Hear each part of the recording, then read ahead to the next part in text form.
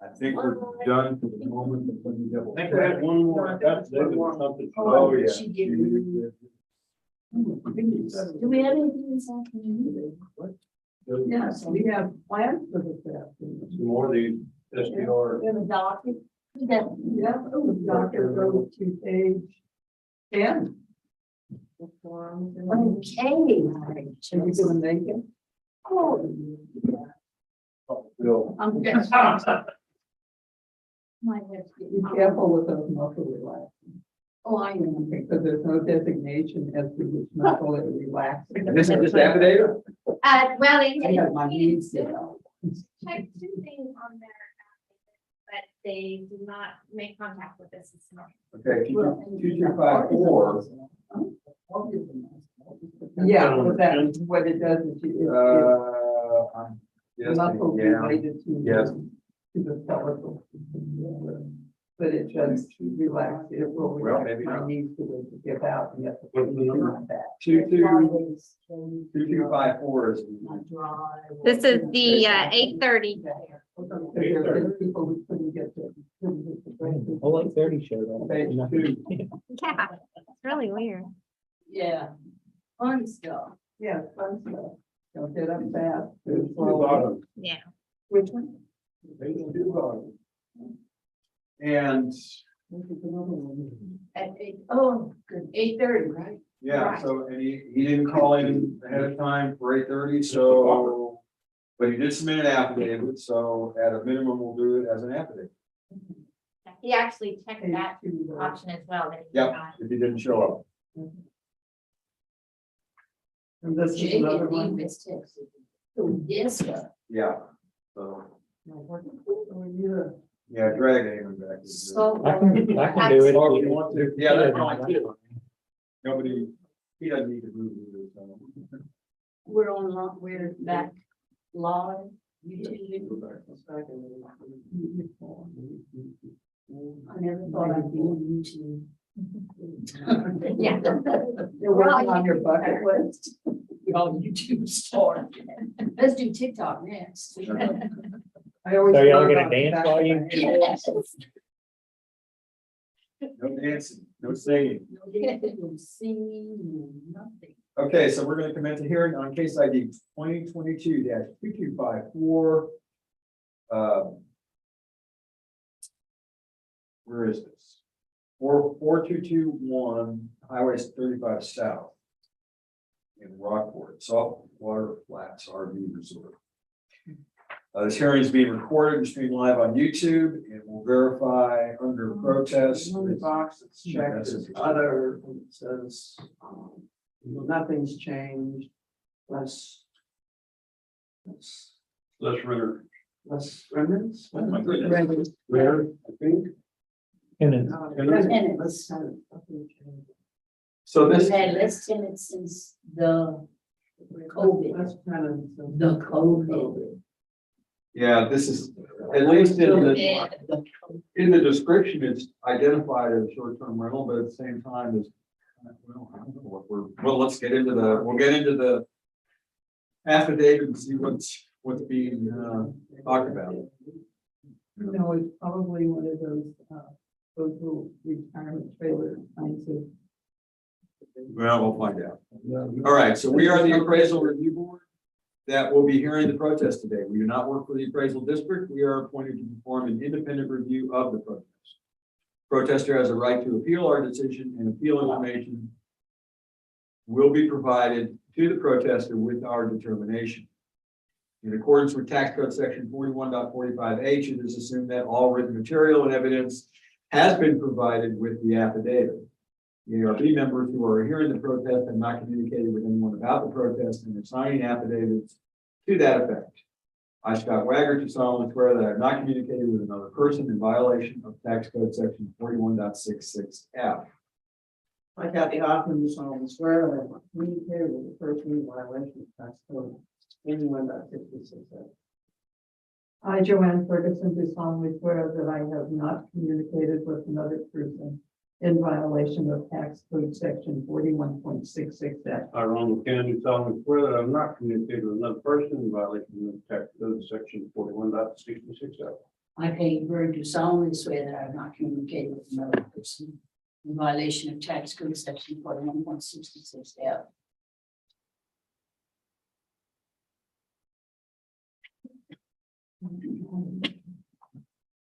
Okay, you're just waiting on me. I thought you were gonna. No worries. Ask Scott Arrington, do solemnly swear from the testimony I shall present to the appraisal review board for the Aransas County Appraisal District is true and correct. Okay, read in the affidavit. All right. You have somebody else? All right, just, So that other meeting went through, we signed the confidentiality thing. You should probably ask your attorney again, because she was saying that, hey, I have confidential information. You can't just exclude, like, I can't just walk in and say, I want this to be a closed session just because. Yeah. So I have to be doing something that's withholding confidential information. So subsequent to the meeting now, I know that that person presented information that is currently on a public website. So it's not even confidential. So you need to ask the question again to see how we can have a better mechanism in the future, because I would not have agreed had I known that she presented information that is currently on a public website right now. And so that's not, We can ask for a reason. Well, we sort of did, and it was, and she said, that's I heard the not, word that's not a reason under section 4166. Yeah. The reason is like, hey, and let me give you for example. Hey, this is relevant to my hearing, but it's a business negotiation that's between me and another person that has to do with lease rates specific to this thing or a thing that's not public information. What this person what they were saying is like, hey, that's part of that thing. But what I understand that she presented was part of her business personal property elements that are currently on a public website, like right now. Yeah. And so you don't get to do both. Yeah. And so I'm telling you this so that, because when I heard her, I understood her to say that this is confidential, but is it confidential? Like, that's the thing that we have to assert. That's the first time that's ever. I mean, there was an excerpt from a closing. but But that could be, yeah. Of saying like, it was the thing saying that they paid X dollars for something. Okay, then that would suffice. That That, was a non-realty item agenda, in one case, it showed on her contract that she paid X amount for furniture. On the other one, it was a non-realty contract, it said she got it for Yes, $1. like- So. like that document alone, that closing statement would, I think the way I've understood it, that would suffice. But you've heard many times, this board has heard many times where a person says, hey, I just paid this for that, and they just present the information. So, but it would be good to have a set of ground rules from Judy to know what is considered, because I know that the other, like all of the items that were here, those items, if it's currently a short-term rental. Yeah. And it's currently on the market as a short-term rental, those items are seen, those bedrooms are seen, like it's not confidential. So anyways, quick question, and we can look at the notice of hearing. Is there any words in the notice of hearing that talk about requesting a confidential or closed hearing? Call, I can't say. I know. I think it's people in the know. I don't know if it's on the document. yeah, I'd have to look. And we'll get that nailed down for the future, one way or the other, both procedurally and it may be appropriate if there is a naming there, just to put a sentence on there to talk about if you need to. And although that could, Offer it, it's gonna make it. I understand, you're right. So that's why we have to kind of walk softly into how we do this, because you don't want to. The people, and what I would say is to Eamon's point, the people in the know, the people that really want to Yeah. have something confidential, know that there's a caveat to that. In an open, this is all subject to the Open Meetings Act. So they know, those people that are there, they know, and they know the mechanism to do it. This particular person did not do it immediately, but she said, hey, I have something confidential. So me being the district representative was accommodating in that regard. But then subsequent, like you actually heard what you heard. And the majority, I would say, of the information that was there was not confidential in nature. And therefore you have to be careful because ARB meetings are subject to the open meeting. And so like we're having to, like, you can just imagine somebody's here and just like public Q citizen that's come to sit down. And we tell public Q citizen, you have to go out for this one. For what reason? The majority of that information was public. And therefore we may have violated public Q citizens' rights. This person alleging that this stuff was confidential. It's just a point. It's like, I know it's way down in the weeds, we hardly get any of these, but it would probably get good to get a set of ground rules. I know the previous ones that we've had have always very frequently asked, hey, can we have a closed session? The stuff we're gonna present and the stuff that they did present was highly, like it was business, secrets, or it was something that was like, you don't want to give the market advantage to a business competitor. Those were very, you can, yeah, it's very few. Yep. All right, thank you. Am I right? The only thing that would have been confidential in there, that sales price. The sales price. Wouldn't that have been the only thing? The contract. Yeah, the contract is up. That's all I can see. Because she didn't talk about any phone or anything. I'm sorry, we don't- we don't want to do it. Up to you. But I think the main reason. It's really in this here. And that's when you use the word privacy, right? And you Right. buzzwords like YouTube, websites, right? Google and blah, blah, blah. I know there are a number of people that get tricky with that. Scott, you can. We're already in a hearing. If we wanna- Yeah, and we're at the point where you would read. I read the property owner's affidavit of evidence into the record. Section 1, this is Saltwater Flats RV. The address is 2000 East 42nd Street, Odessa, Texas. And the telephone number is 422-413-0394. And the email is charlotte.carroll@aol.com. And the property description is 4221 South Highway 35 North in Rockport, Texas. Reasons for protest are other furniture fixtures. Section 4, evidence is left blank. Section 5, statement of facts or arguments. Just purchased in 2021. We have removed some of the junk that was in the cabins, etc. Furniture, fixtures. I believe the amount of 19,000 is correct. It was all very used furnishings. We do plan on replacing things this year. And there are 2 things checked. One is I do not intend to appear in person by telephone conference call or video conference. And I intend to appear by telephone conference call. Both, and they both say that if this is not, if they don't appear, that then this information can be used. The evidence that they've submitted can be used for the hearing. And it's signed in Midland by Charlotte Ruth, and it's notarized by Kathy Burdett. And there is not additional evidence attached. Let's look at.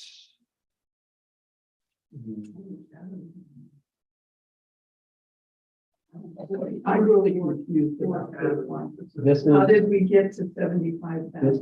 this is, here is a, this is the information that was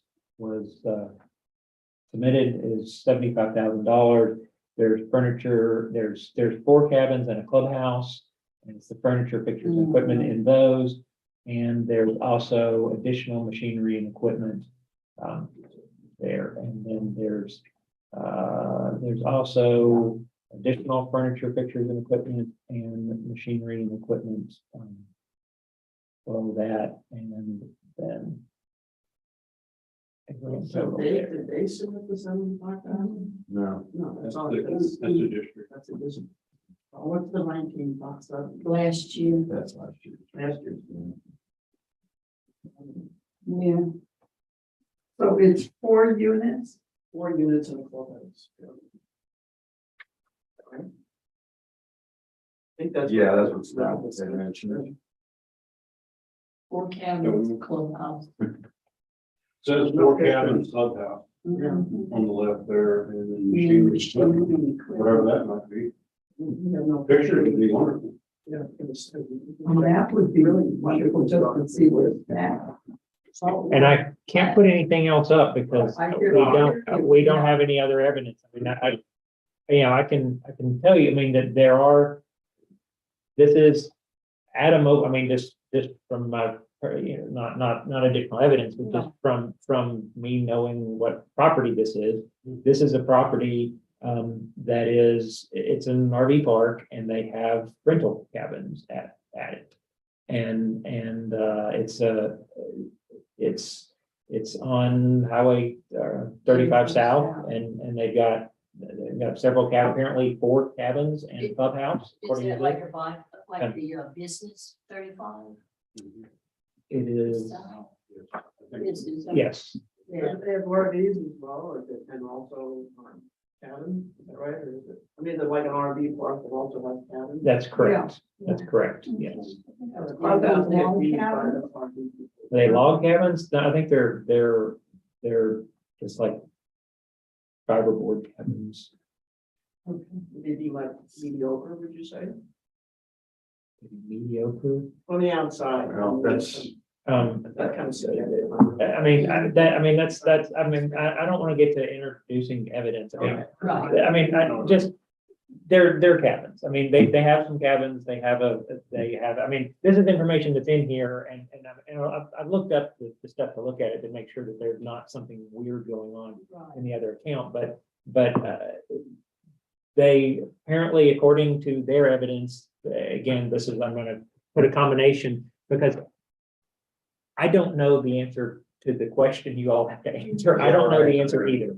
So what I'm saying is, what I'm hearing from what they have said is that they purchased this in 2021 and that they did have they do have cabins that they're saying that they do, but they've taken some of the stuff out of them and that they're going to replace some of that, they're saying, and they didn't address the other machinery and equipment that was They there. don't know if they're 1 bedroom, 2 bedroom. Yeah, that's. Right. it's just- So here's my suggestion. You can take it or leave it, and I'll you guys think. Mhm. Absolutely no information from either direction on the machinery and equipment. Okay. So what I was gonna suggest is deferring to last year's value for machinery and equipment. The stuff on the furniture and fixtures area, I would, because again, there was paltry evidence on that as well, was to take the suggestion or the district value of 40,000 for the, is it 45,000? 45,000. 45,000 for the furniture and fixtures and 17,730, which is last year's value for the machinery, and that came to 52.7. I don't have any defense for that. That was just a suggestion. No one had it. Private parks. It's The 45,000 is a room up there. I- Crap inside or not, beautiful inside. I agree. It's an RV park, so I'm not gonna expect. They haven't been given the evidence of what's there, so. just knowing that it's evidently 4 cabins. We don't know whether they're 4 2-bedroom cabins or, however many.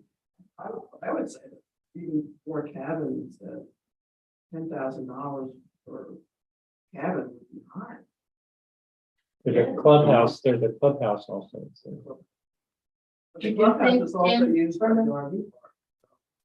You think 10 per cabin is all you see? We don't know how big they're. We don't know if they're one bedroom or the, I just. yeah. No. Well, don't do that. I don't necessarily think that 10 is enough. Well, based on some of the other cogitations we've been through on these BBB things. 45 And I'm gonna step back and let you guys discuss, because Which one? that was my opinion. 45 and 2,000, is that right? 45 for the furniture and fixtures, and then last year's value for the machine and equipment, machinery and equipment, which was 17,300 or 17,730. So I added those two together and came up with 52,700. That was just amateur stuff. And I came up with 55.3. 55, right? I'm right with the 52,700. Yeah, I'm. And I can't defend it. I can't. I don't know. And I don't even know how to plug into the numbers for the schedule. Yeah. You okay, though? What do you think, Joe? 52, Okay. 7 or 52. We're just saying yes here. I mean, we're just- Yeah, We don't know, we have no way of justifying it. We, I think 52.7 is fair. yeah.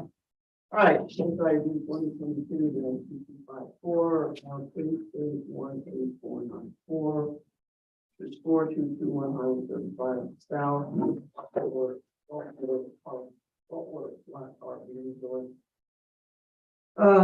And on the basis of little and no information, basically, the trade review board is the opinion that the currently noted value of 75,000 should be reduced to 52,700.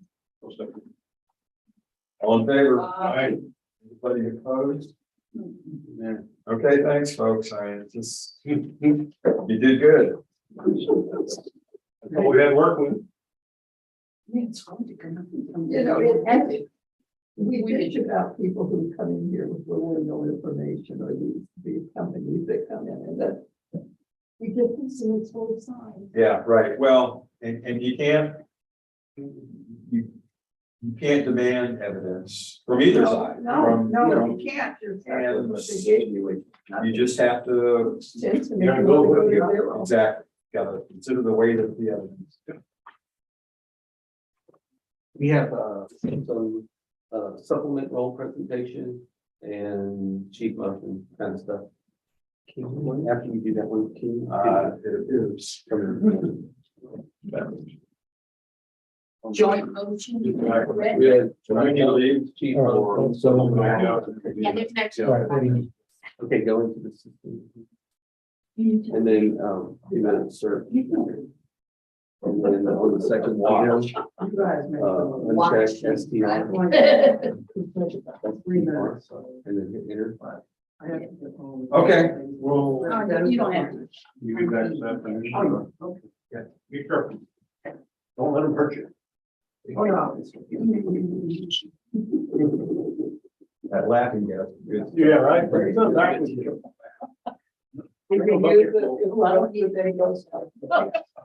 Do you want me still here for this? no. Okay. Once I saw that, that's all I need. I want to talk about a meeting. I believe this is the net. But I know we've got about 25 minutes and we schedule. Stay here for the meeting thing. I would let you know. Okay, so yesterday, we had a conversation about values, and I gave you a figure. I said 1,500, that was the total number of business personal property that we have. The STRs represented 396. So I told you something in error. I'm telling you that's what I found. If you had 4 hearings about STRs, that would represent 1% of that number. If you had heard 8, that would represent 2% of that number. So again, the number is very small. It doesn't change the order of scale or magnitude of my statement. It just, Right. I just wanted you to. How do you guys hear about or determine these short-term rentals? We find one in there. Yeah. VRBOs, and it's like hotel, sometimes they're done to be, they're supposed to report to the state. I know, and the city as well for hot and all that stuff, and, yeah, I can't, I agree, I think your number is probably low. I think there's more than 300, but, Yeah. so that's why 1,500 didn't even sound, Yeah. sound out of reason. All right. Anyway, such a lot. All right, so I'm gonna go ahead and present the joint motion, correct? We have, the first one is Sherry Tilligen, and it's 19,497. The property has damage, and for information given, in an ARB hearing on May 26, 2022. The property damage is related to the foundation from that issue. The owner was unaware of this problem at the time of purchase. Believe the house to be in issue in good condition. Looks like it was, Ray was the one that talked to this property owner. He's the one that signed a joint motion to correct. So that appraised value is $215,000. Again, when a property owner and the district agree, this is why we have joint motions after the certified rule. The year in question was 2022. The next one is Virginia Gaither, account number 31953. The owner brought us through building and construction plans. We corrected the square footage from the plans and for optometry review. That was done again by Virginia and Ray. We just corrected the square footage. The next joint motion is between, again, the movements are always going to say me at the top because I'm the chief appraiser. The account number in question is 33056. It's Charles and Mary Nixon, year of 2022. Correction to the square footage. So again, if somebody brings us something and we agree that they show us a plan, or we agree with that correction, then we make that correction. And that was done by Ray as well. The others, so there's no chief appraiser motions now? No, there's not. Okay. And then you have the supplemental role, detail report, the group number. It's it's on your sheet. You can look through all of the pages if you want to.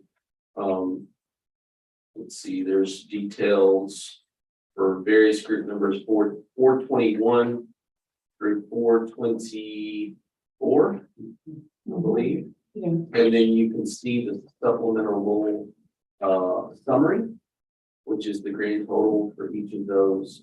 You see 424. Each one of those reports has a summary, which is the supplemental role summary. And I'll answer any questions that you have for those. The summary is on the very first page, which you can see that like 421 has homestead cap things, so the homestead cap issues, exemption removal, late filing of exemption. 422 has some chief appraiser motions. Homestead cap loss due to late filing of exemptions, and value change error correction due to future supplement. No, it will be corrected on a future supplement. Will be corrected on the future supplement. 423 was rolling stock. Rolling stock is something we always have.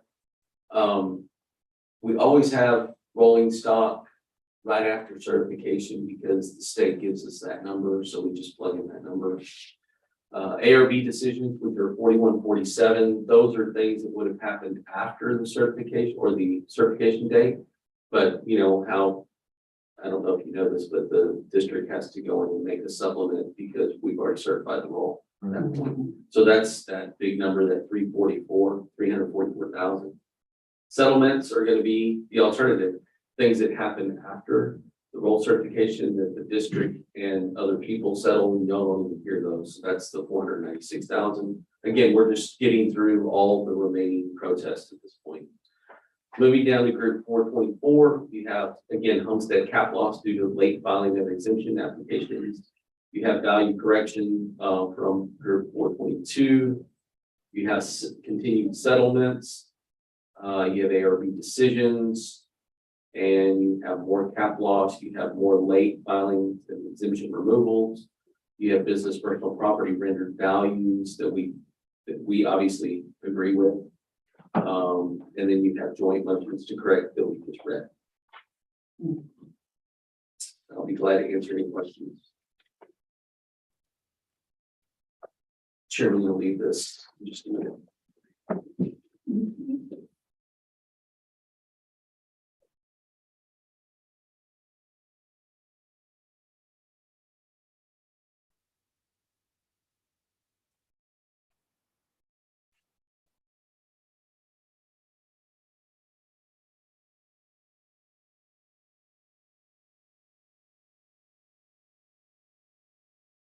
So whenever you guys are ready, I'll accept a motion on to accept certified role changes and joint motions to correct. I'll make a motion that we approve or we accept the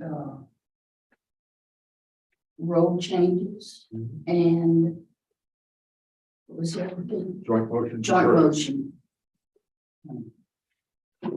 To correct, joint motion to correct. I'd second. All in favor? Um, Anybody opposed? Okay, We have two more issues. We have the, what is this about? Matlock. Oh, that's a reschedule. Okay. So, yeah, they won't, When were they scheduled for tomorrow? right, or, yes. They're scheduled for tomorrow? I don't remember exactly, but it was right here at the end. I can look them up right. Yeah, because they have to reschedule. Well, no, they can, yeah, any time prior to the hearing, right? For any reason. Matlock is last name. Yeah, we actually heard these late last year as well. So. I'm just looking, one of them, because they should all be scheduled on the same day. Oh, looks like that one's already been taken off the schedule.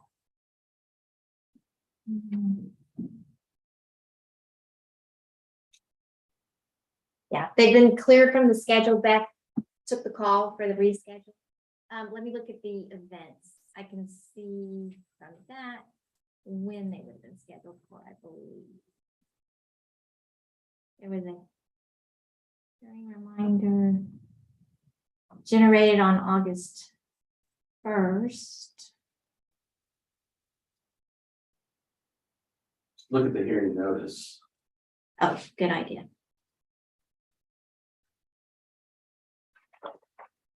All right. Was for August 17th. It was for today at 3. Okay, so anytime prior to the hearing, so they're just getting a reschedule. They'll get a Well- reschedule at some point in the future. Not any time prior to the hearing. It has to be the day before the Yeah. hearing. Yeah. Yeah, the day before the hearing, I'm sorry. But it can't be rescheduled less than 5 days or more than 30 days. And that's the reason for this, right? Yes. Let's see Okay. when we want to. So, what's today? The 17th. 17th, the September 17th. Unless it's agreed to by the board and the property owner and the chief, then we can do it outside of that time period. Would be gone. Do y'all have any inkling, or do you want to revisit this when everybody's here, or what do you want to do? well, let me ask,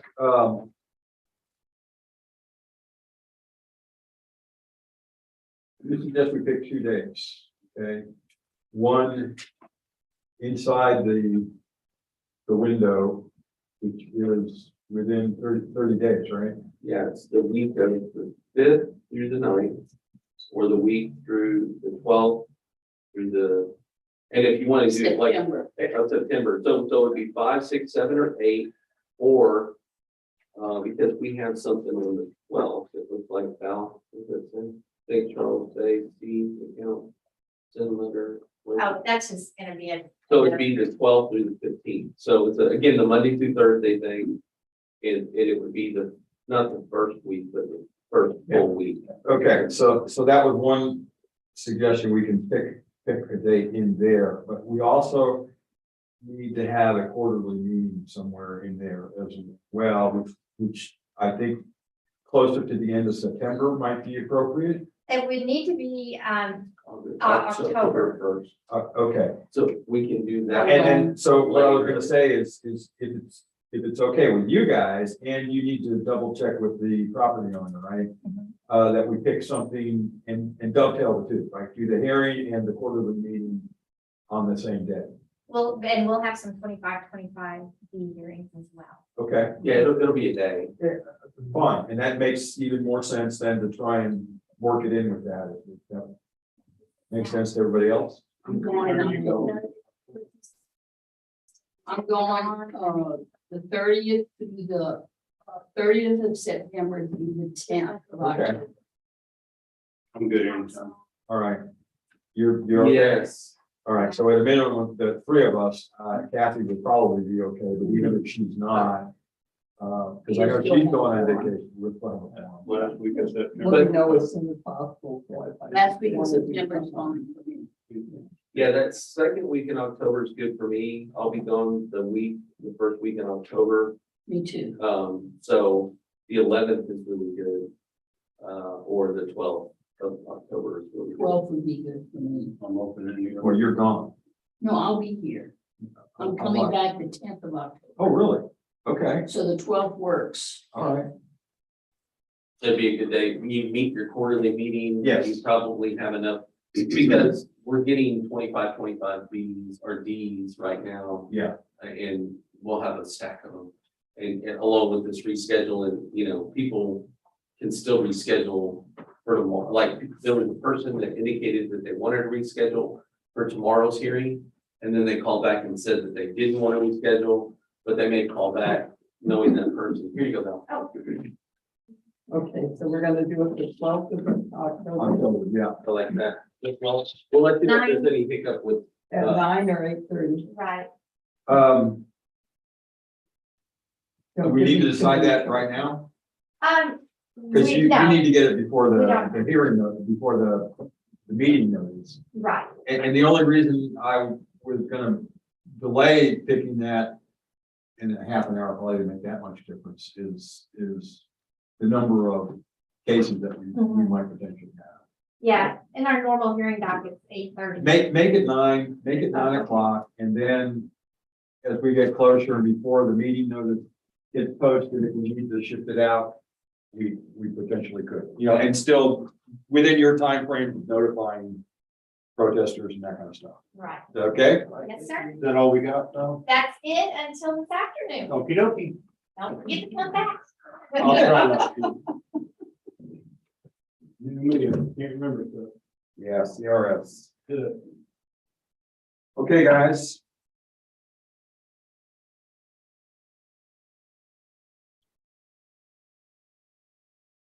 One 1:30. Yeah. 1:30. You doing okay still? A little twinge now and then, but that's okay. I'm going to have lunch and I'll feel. Okay. Yep, he'll be. Oh, good.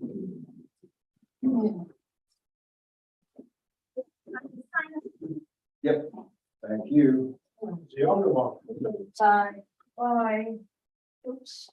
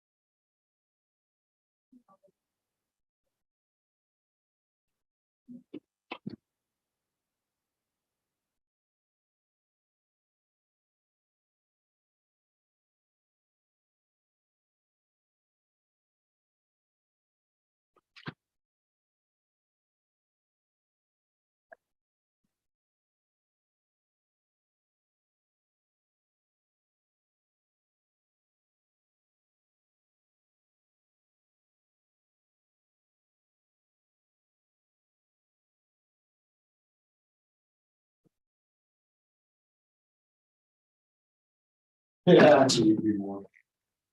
What's that? Oh, you do? Okay.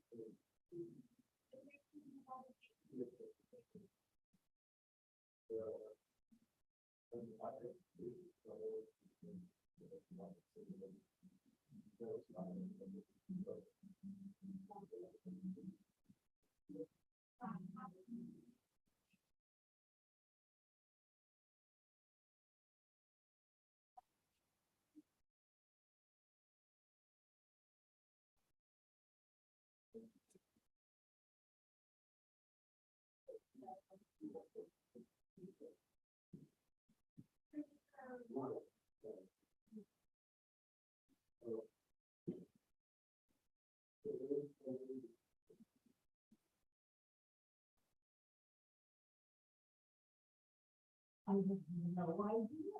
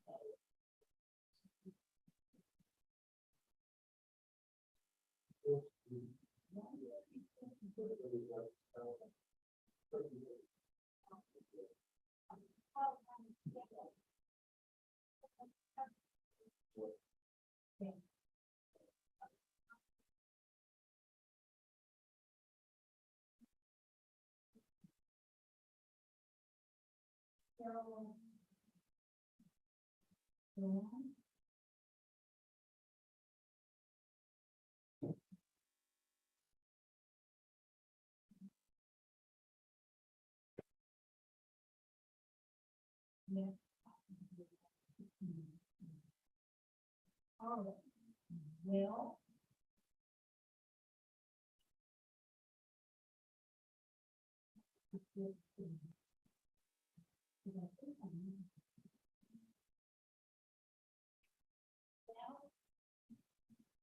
This guy was buying a house.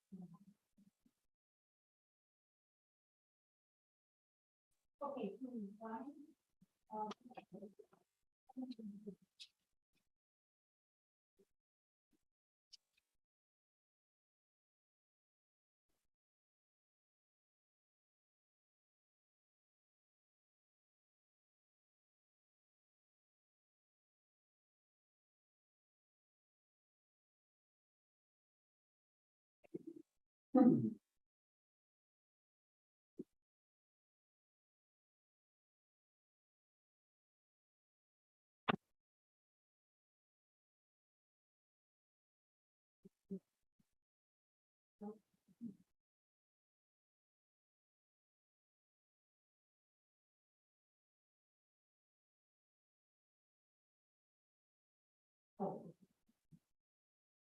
Thank you. Okay, here's, oh. More than that.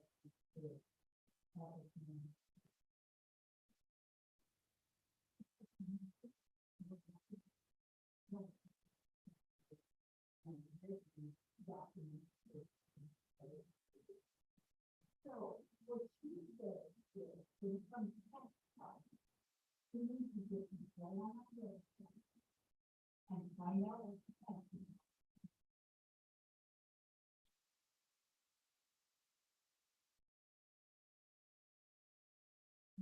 Probably not so.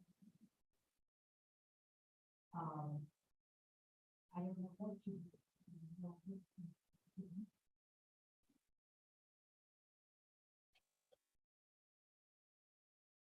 Okay, well. I don't know what things are. I really do. But I don't.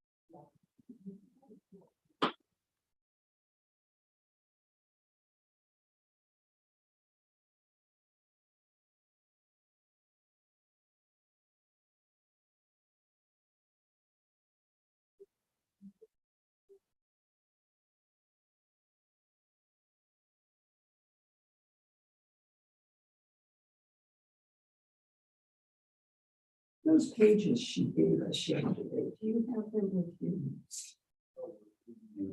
Turn over. She took them, Even the, what she gave us on the sales. Okay.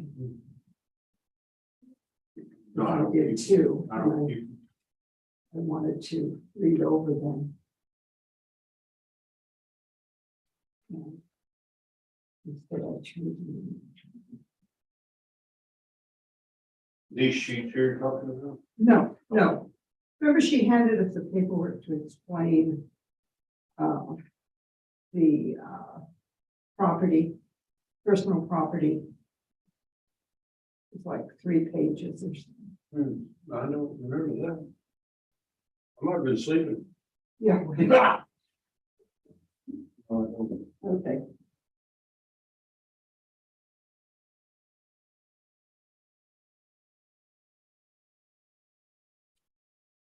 yeah, I do remember. I think I turned it in with my file. Yeah, I think I did too. No, maybe I didn't. I didn't. Oh, good. I should read it. Sometime in the next meeting.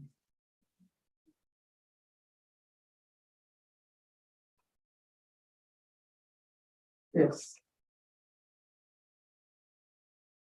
I don't remember seeing it. But that doesn't mean much. I think we were all going a little bit batty Mhm. yesterday. I think I zoned out some of this.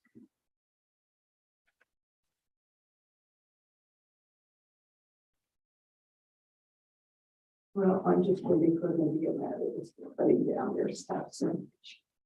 You can't explain it to us then. Mhm. To me, on the personal property, the county should take that chart they got, high, medium, low, come out there and give us figures off of where they figured it, instead of just a blank form, to me. Well, that's what they should be doing here, Yes. because they made it up and they should explain it. But, you know, this bit about. We're just gonna let you handle it, figure it out on your own is not gonna.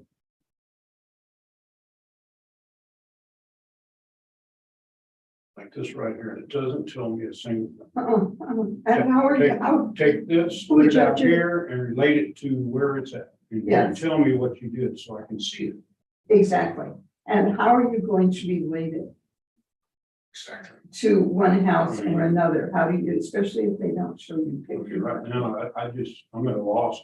And the only thing I'm doing is taking the taxpayer's evidence And trying to and figure, lining yes, it up as best I can. yes. And I feel good with that. You know, Mhm. I mean, if they don't really- show anything outdoor, I don't put the outdoor on. You know? Well, I They've put given the us their- outdoor, but I didn't see any barbecue, so I didn't put that last one out there. No. Exactly. And I'm sorry, I'm, I mean, yeah, it's new to us, real new to the county. And then They should be doing a better job of providing this. Where they got that and how they came to that figure. you yeah, know? yeah. That's just me. No, that's it. You're asking us to do things and it's the same with the buildings. That were asked. And I know, I know everyone's gonna be taxed on that amount, and I understand that that's the cost of doing business. But it needs to be a fair rendition of what they're being charged. That's the way I look at it. Mhm.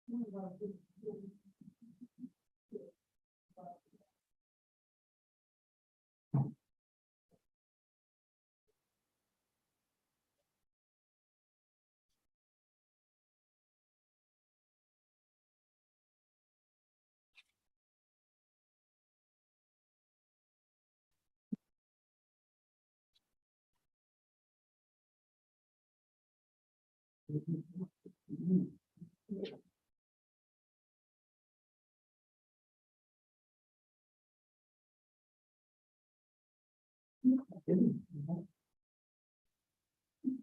Oh, well.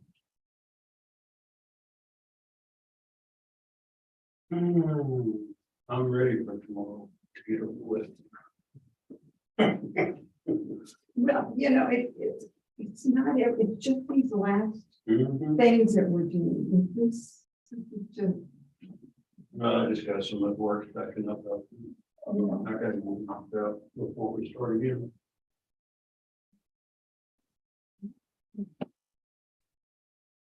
this is very tiring to do.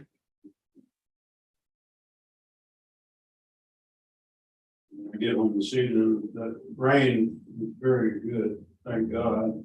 But now I gotta start mowing. Mhm. I'll mow about 2.5 acres when I get home. Yeah, and I can't remember if this is the week for the people to come and mow, or if my week to mow, and so. I be the mower. Oh, please. I be the mower.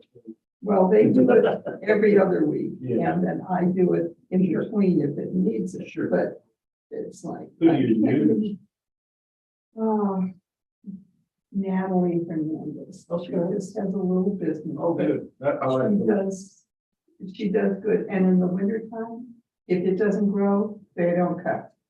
And there are so few of those. And if you had the bigger companies, they'd be charging you. right? They would be charging and they would be, Mhm. because I already had one of the bigger companies No, I know. moved out here, and we had many. I did the because- contracts that they used mowing, and Yeah, all they did was, I mean, they were on a set price for the whole year, and they would do 3 mows this month, 4 mows during the growing season, and then 2 months during the winter.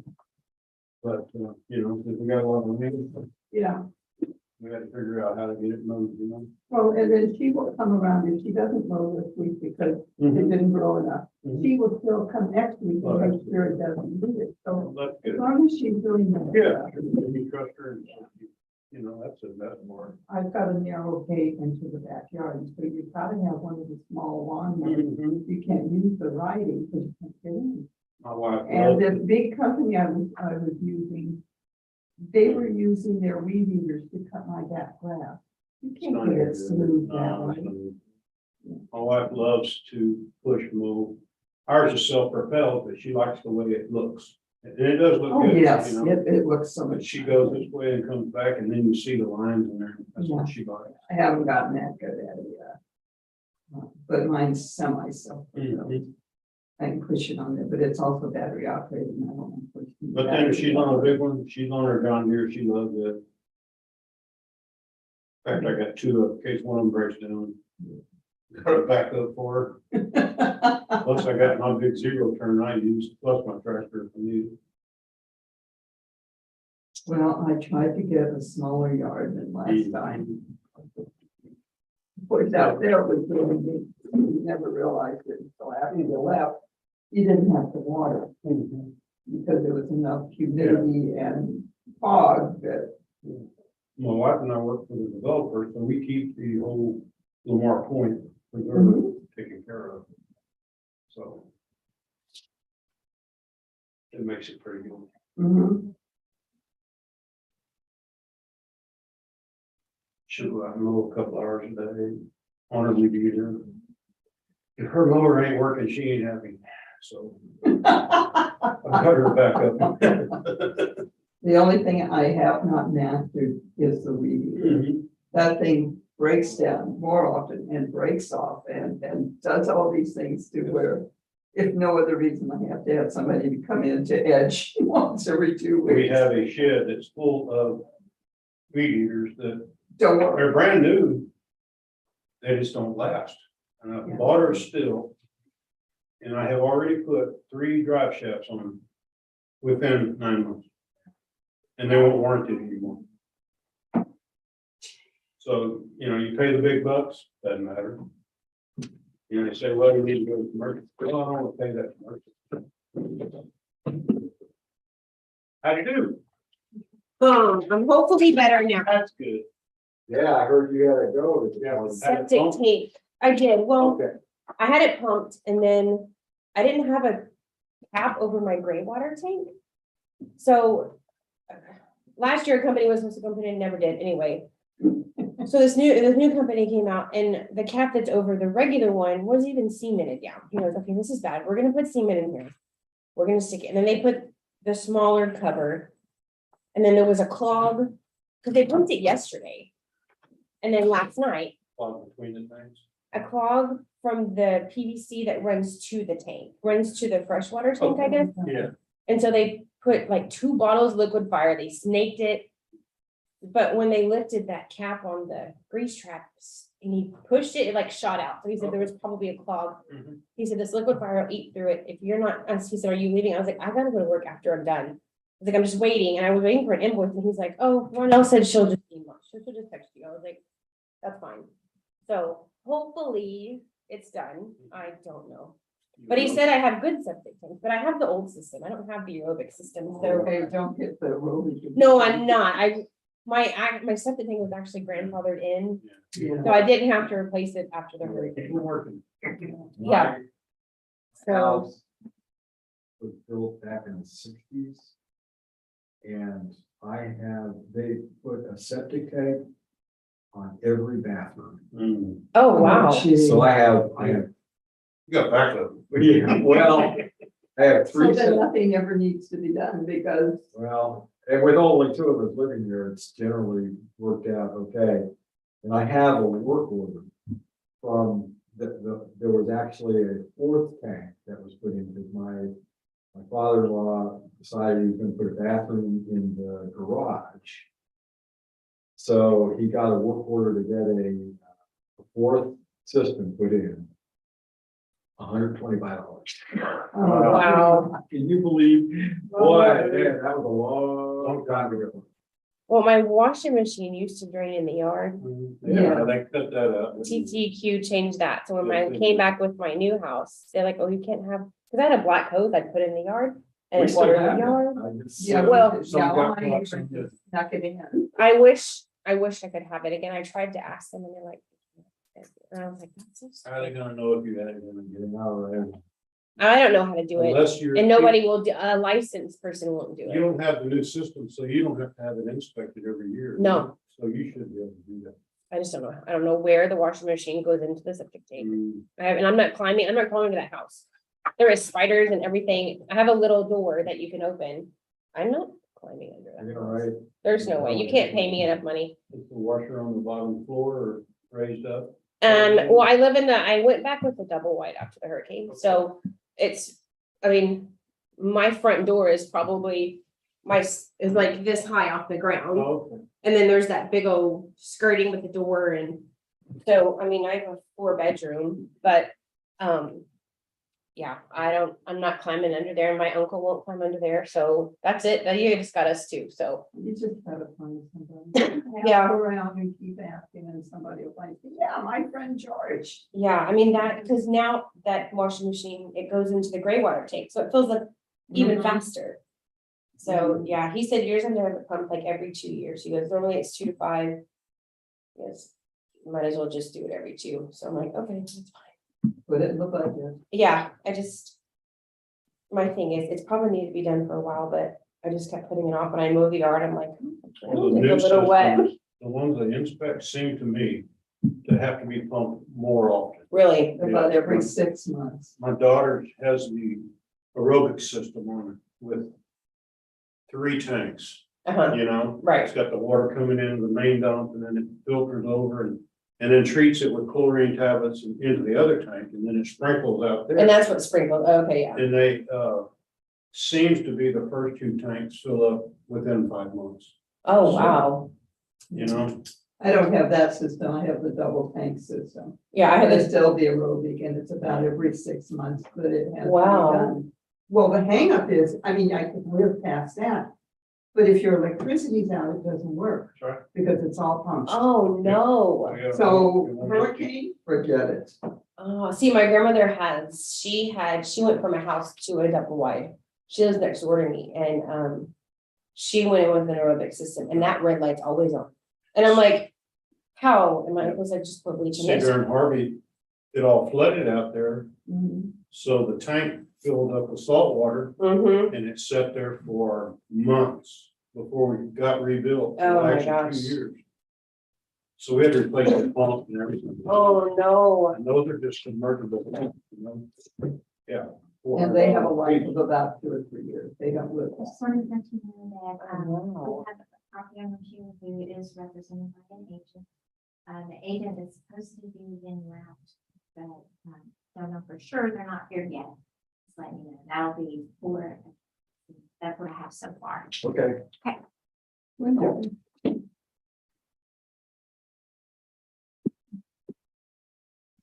You missed the fun this morning, that's for sure. Well, I'm looking at notes, whoever sat here, Scott, they obviously did some personal property stuff this morning. Yes, we did. Yeah. And how did You missed it.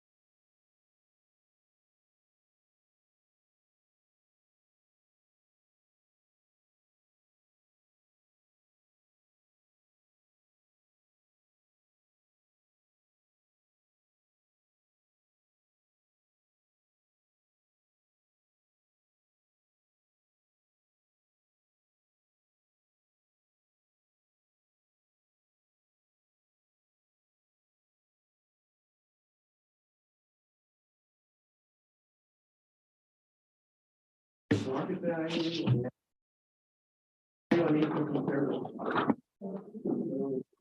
Okay. And you're looking at the protest form? Yeah. Yeah. Okay. So on this account, yeah, just for an affidavit of evidence, we look at the two, and let's double check that. Look at the affidavit. What day are you looking for? Jackie, was this an online or was it like sent in? With the mail-in, do you want to see the form? Yes. Please. Was not online. This is the form. And that's the protest form, right? In person. So it doesn't have just the, it doesn't say anything about ag. Not There's this that again. Not on this one. Yeah. Is there anything with any kind of, affidavit of evidence that checks that? Yeah, I'm not seeing any affidavits. Mm-mm. Yeah, it doesn't have it. I think they didn't have that check. Oh, did not. Yeah, it did not. Okay, so this is just the, this is just a non-ag thing, so, the district ready to proceed. Okay, I'd like to just check them quick. 7, 4,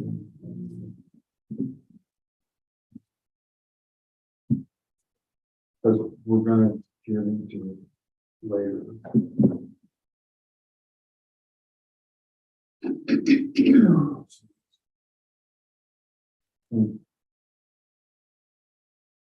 Okay, so just to verify, it looks like at least what I've checked so far is we just have protest forms. Now, some of them may have been modified, and we'll get into, verifying. Yeah, I'll just, I mean, I'll try to assist in that, but I have 4 properties. Yeah. 2 of them have an ag box check, 2 of them Yes. do not. Correct. Okay, so I just want to be clear on the ones that we're not considering. This one. This one was not checked ag. The property owner and property owner's agent indicated that ag is not in question, so we can proceed. Okay. And without belaboring some of this, this hearing that we opened on this account does not have ag. And what I'm going to suggest is that we, the next account that we do handle also won't have ag. Okay? I'd like to be able to, so 1895 would be the next one that we'll handle after this one. Is that okay? Yes. Okay. I think that just might help expedite some of the questions that might come on. Okay. Mr. Silva, I'm sorry, I don't mean to interrupt her. I'm sorry, I received this from Selena. She had COVID. I had to step in last minute. Sure. When we protested, she sent a letter requesting evidence. Was that submitted to her? Because I don't have any folder. Okay, Yeah, I mean, it's sent certified mail. I can. I'm sorry, I just had to ask because it wasn't included in the folder, so I have to, Yeah, absolutely. Okay. It's sent certified mail. It's always sent certified mail. thank you. Sometimes it's sent certified mail and it's email, but it's always sent certified mail. Okay, thank you. That's all I needed. And it would have gone to the Gregory, to the PO box, Yeah. Oh. I believe. It It went to American Apple. It went to Yeah, American I Apple. would talk to them. Okay. This is it. Fine. Okay. Can you go into general and, deliver, pull that over so they can see. See right over here on this screen, Miss Hope Yes. or Hope, see how it says 8/1, it was delivered. Okay. That's when it was prepared. It was prepared before that time and delivered. All right, thank you. I'm sorry. I just, Sure. No, like no I worries. said, Yes. Selena's, she's my boss. Yes. Yes. Okay. And you indicated that you would like to do the books. Yes. Sure.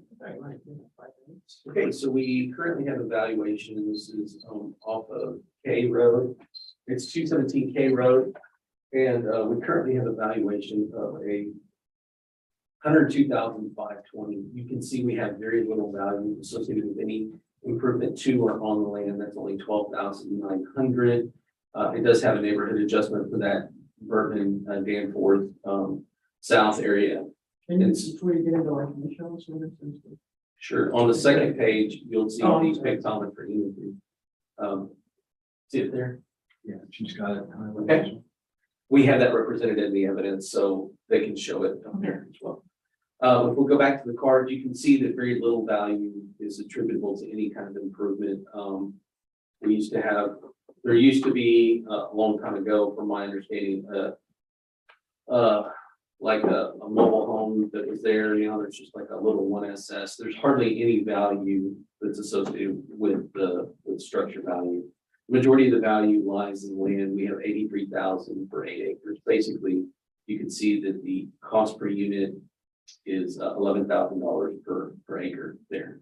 So this is not ag property. It's just a piece of property in off of K Road. K Road is right off the Shaver, which is south. This is right next to and adjacent to some of the property owners' other properties. Mr. Rourke owns some property down south. So you can see on the pictometry image where that's at. And you can see the old little structure as well, which we don't have much value for. So basically what you see is because of the fact that there's so little value that's attributable to the structure and or improvement value, as it's listed on the card, you'll see that we have a land sales grid because it's primarily just the land thing that we're looking at. So what are some other things in this, what we call Burton and Danforth and McCampbell area? This is just land that we're looking at. The first comp is on 329 North Walker. That one sold for $94,000 for 5 acres. The subject has 8 acres. Haley Road is an also $75,000 for 5 acres. Comp number 3 is on San Antonio. That's more congruent, kind of in the area of the subject property. That San Antonio Drive, that's the avenue unopened, and that's $150,000 for 10 acres. That shows you 15,000 an acre that's proved out right there. So you can see, I'm sorry, that was 160. So it's 16,000 an acre. You can see that the land value that's purported when you do that weighted mean analysis shows that that value of that property should be 134,000. So the district has proven that that market value is correct just from a comparable sales analysis. And that's not even looking at any of the improvements because we just don't give very much weight or value to them. From a common equity basis, we're trying to get right there off of K and Shaver Road. So I told you that K is right off the Shaver. And so these are just other things in the area. The main thing that you should be looking at there is the land square footage and the land value. You can see that there's minimal things on comp number 1, very little value that's there. Same thing for number 2. There's a little bit of like a 1 pH, a little barn, some trailer pad, just like the subject has a trailer pad as well. But it's all appropriately adjusted on comp number 2. And then comp number 3, that's off of Mac Road. It's a little bit, not too far away, but not as close as the first 2. And you can see that all of that analysis that the median value is 101,023. And the subject is at 102,250. By our own evidence, it should come down about $1,000.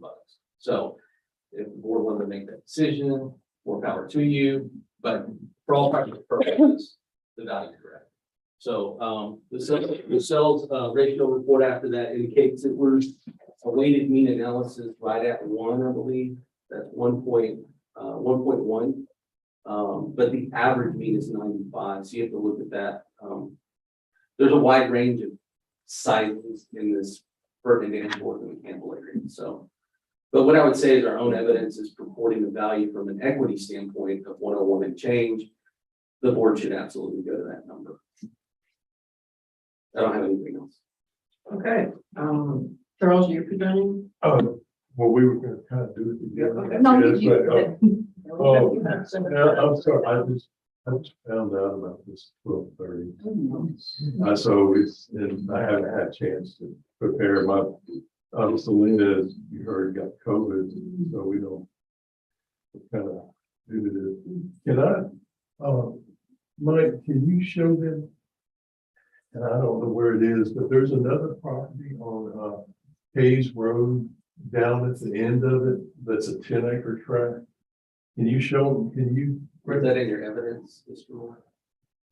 It's, I'm not gonna go chasing stuff. no, it's just, but it's, I'm not gonna present your case. yeah, it's 10 acres and it's valued at $80,000. Do you have that in your evidence? No. Okay. The things I can point out are the pictures. I don't know if you're on the page where they are. You can see the road that to the property is in bad shape. Which one is that? Where did it? Well, I don't know. They're fine. No, that's the other.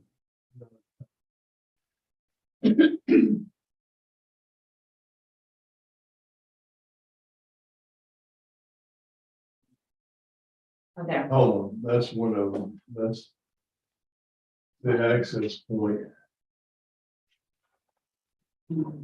That's the property and it holds water. It's mosquitoes are terrible. That's the barn after Harvey. He destroyed it. That's the, no one lives there. It's an old abandoned trailer on the site. And that's across the street. That's the RV park. And you can see if you look at it, it's more like a crackhead jungle. All kinds of trash. Cops go there every week. That's the access. That was. That was everything. So, in his words, it has flooding issues. He would have to bring in soil and land to build it up, let alone the machinery and equipment. It is not a desirable neighborhood, or across the way is not desirable. Thus, he would not be able to sell it for what they believe it to be valued at. And the barn shows to be, you know, beyond disheveled and beyond repair. What was your? Is that what it looked like today? Is that what the barn looked like? Yes, ma'am. Is that what we have to die in 14,000 long? We have $10.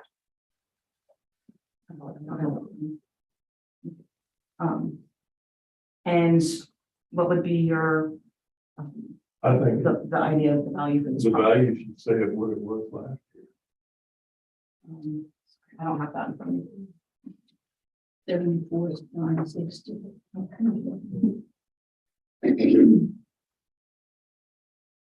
$34,960 is what he was requesting at the value. And we're done, presenting our. It's my turn for the cross examination. I'm about to cross. So, They still have 1 minute. yeah, but she said they're. Oh, so are you still, do you still want to present anything else, or is that? That's, I guess,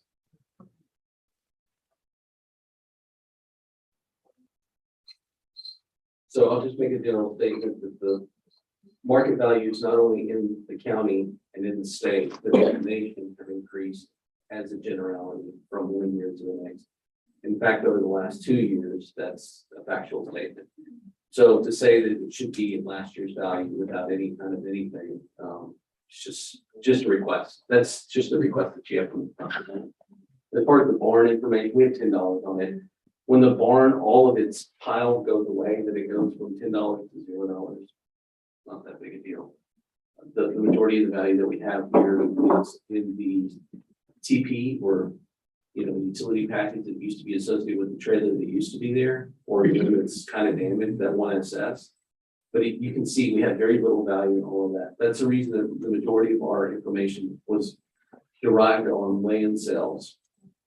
Secondarily, do you believe that the market value should be less than what the district is saying at 101? When you bought this a couple of 3 years ago, right? yes. Then what did you pay for it? I can't remember, it was, I think it was 80 something. Okay, that's incongruent with our information we presented here, which is the 169. So I don't know, you brought it from Andrew Carey? Yeah. Okay, we have a figure of 169, just a few years ago. Okay, the previous sale was 89, and that was back in 2012, a decade ago. So to purport that a value of 74,000 subject property owners indicated it should be 74,000, to say that it should be worth less than what it sold for 10 years ago, it's just not congruent with what reality is. What I would say in response to the rebuttal would be, again, we showed that, like, in our sales analysis, these are sold in and around the subject property owner area. Walker and Haley are in better areas, but they're also going for more dollars per square foot, like more dollars per acre. Those are 18 and $15,000 an acre. The one that's closest to it is San Antonio. That one sold for 16 an acre. And that's an unopened area. Like, that's going to be dirt roadish. You know, you can look at it if you wanted to, 17,420. But from what I understand in that area, that San Antonio unopened area, that's 16 an acre. Even if you just looked at that one, that's going to prove the market value. From an equity standpoint, there's a small adjustment, which actually talks to our accuracy within that area. Market value should be at the 101 and change. May I rebut? Yeah. I'm it's your- sorry, I wasn't sure if you were. Yeah, I'm done now. You can go ahead. You can, you have a, no, they've already had their cross, so Okay, sorry, I'm trying to. you can have your rebuttal. Yes, the rebuttal, I'm not running the meeting. okay, sorry. In response to him saying, yes, we agree, sales have gone up across the state, country, yes, that's true. But we're talking about this property and the issues with this property. We've already stated that there is flooding issues. Yes, we're in a drought, but when it does rain, God knows that it's not gonna be absorbed, especially with all the land being the way it is. But someone would have to spend a lot of money to remove what was left of that barn. It doesn't cost $10 to remove that. It's gonna cost a couple thousand to get trucks in there, remove all that junk wood and who knows what else. And then, so if he's going to sell it, someone's gonna have to look at that and say, okay, I'm gonna have to remove this piece of property. I may not want that trailer because it's not livable. I'm gonna remove that. And then of course, the electric spot. Oh, I'm sorry. So I understand where you're coming from the sales side. It makes sense. But as far as, the issues with this property, my client doesn't believe he could get that selling to someone, selling it as is. I'm sure he didn't say that out loud. Did you say that you don't believe that you can get 74,000 for it? That's what you. No, the 100 and. No, not what they're asking now. Can I? Of course. Go ahead. That as far as utilities, the water well doesn't work anymore. The electric pole is leaning from Harvey. It's over on its side, and all that's gonna have to be redone. And then again, if you have, when you're at your entrance, when you come in, if you see that trailer park on 501 Shaver, that one there, I mean, that is, it's so undesirable. So it's like a bomb went off there, and I bought that property so I wouldn't have another trailer park next to me, so I would at least be able to protect myself and my neighbors from that. But it's bad. Let's do We drive out and you'll see. what imaging. Anything else?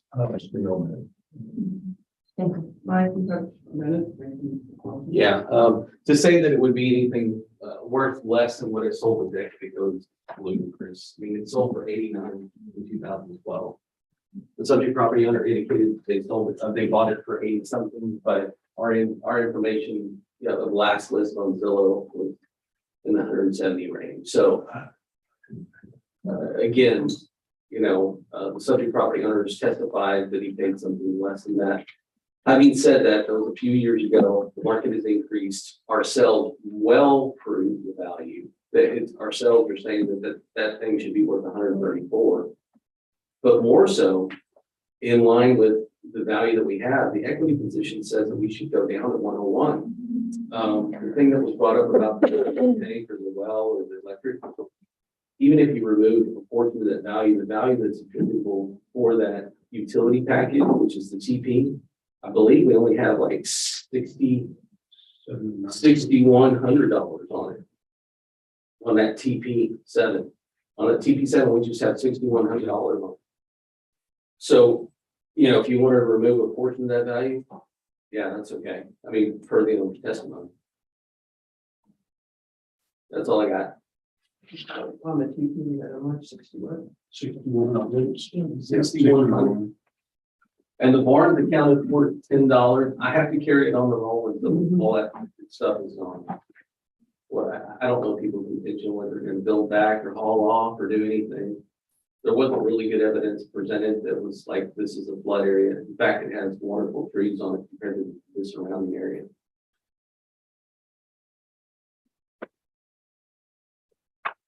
Okay, yes. I mean, I think I gave this, but it's ARB to find out. What we want to do with this property.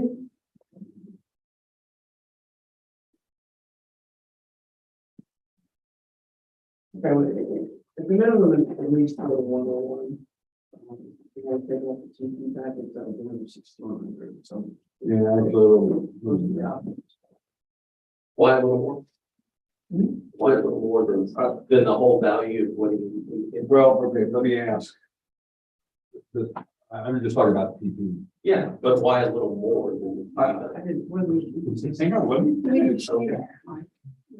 I'm looking at a neighborhood adjustment. But at the same time, I'm also trying to make sense out of, oh, that's just depreciation. Okay, so it's depreciation.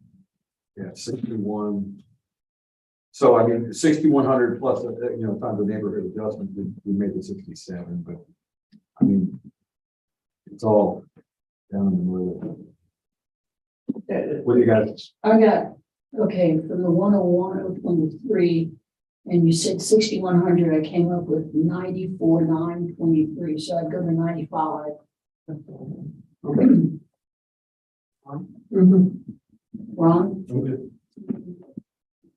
All right, case ID 2022-1882, which is account 14812, which is 217 Katie Road, Aransas Pass. Investment market equity values, depending on the state review board, currently know the value of 102,520 should be reduced to 95. Go ahead, Ron. Ron seconds? Yes. All in favor? Aye. Anybody opposed? Mm. Okay. That's me, sorry. Did I wake you up?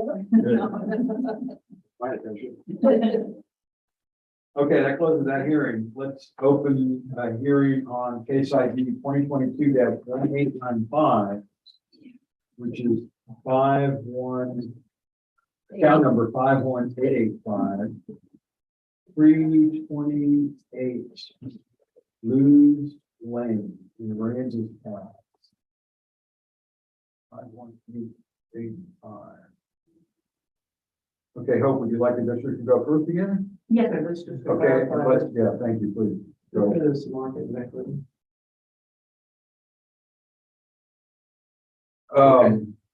Okay. Yeah. So, this property is 328 Lewis Lane. This is not your homestead, is that correct? No. Okay. It's just next door to the one that you own, or you own this one, but it's next door to your homestead. Is what I meant to say. I'm sorry, I saw the house. Okay, so, we have a value of $100,590 on this property. It's a lower class home. It's 3SS, which is the standard siding wood frame home. We have an effective year of 1992, which was originally built in 1982. We only have 70,000. And then if you look at the neighborhood adjustment, it pushes it up to 77,620. The total value for everything is 100,590. Again, this is off of Lou's Lake, which is just in that same general area. It's the Phillips survey, the Wheeler Phillips survey. And you can see on the next page, you can see the geometry imagery. And if you can, yeah, it's kind of toward the end. I'll show you, like, if you pull up the geometry, I'll show you where we just were. So we were just dealing with a property right over there. So if you're looking, zoom out one more time. Okay, so this is 35 right here. This is Shaver, and then this is what it is right here. So, but this is at the end of the road. Where's that street, right, that the dirt road on the bottom? This right here, this Yeah. this right here is the road that goes back to Mr. Rourke's home site. That's why I was asking if it was both that, but this is his home right over here somewhere, right here. One of those two. The one that we were just looking at was this one right here, off of K's. But this one you have to get to by Lou, which is off of Shaver to get to this one. I guess Mr. Rourke could get to it from his other property off of 35, but this dirt road here. So that's the property. It's kind of a little niche area, kind of in the back area. So let me go ahead and submit it, see what we got. Okay, if you look, the sales that we indicate, we have a first one off of Kirby, the second one off of Jocelyn. Those are both in the Burton, Danforth, and Campbell areas. You can see that we're using lower class or medium class homes there, both 3SS and 4SS. The first one sold for 175. The second one sold for 265. Again, you can see in both of those cases, the land value is more, so there's an appropriate negative adjustment with those. The first comp indicates a value of 111. The second comp indicates a value of 168. Comp number 3 is on Rabbit Run. This is also in that Burton, Danforth, and the Campbell area. This is a mobile home that sold for 170. Again, and you can see that the land square footage is almost identical to the subject. So you've got a mobile home on Rabbit Run that sold for 170, and it has almost identical land value. And this median value supports 168, which supports the value of the 100 that we have on it. Moving forward from equity, equity is also supported. This is, again, we're trying to get class 3s that are in the same size range. And you can see that the first one we have is off of Johnson. The second one we have is off of Shaver, right around the corner. And the third one that we have is off of Kirby. And those are all class 3s. They all have appropriate adjustments for their land and sizes and their house sizes. And the indicated value is 1.4. Unlike the last one, I think this one, both the sales and the equity support the value. Beyond that, we have the sales ratio report behind it. And you can look at that if you want to. And I don't have anything else. Okay. May I see the sales again? I'm sorry, I was trying to, can you go back to the sales?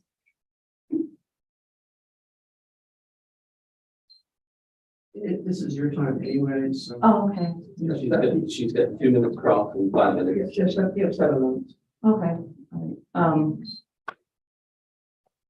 May I go to the next page, please? Now, Mr. Toto, I see that you used a mobile home as a comp. I get it's in the area, but a mobile home versus a house, I don't understand why you would have used that comp.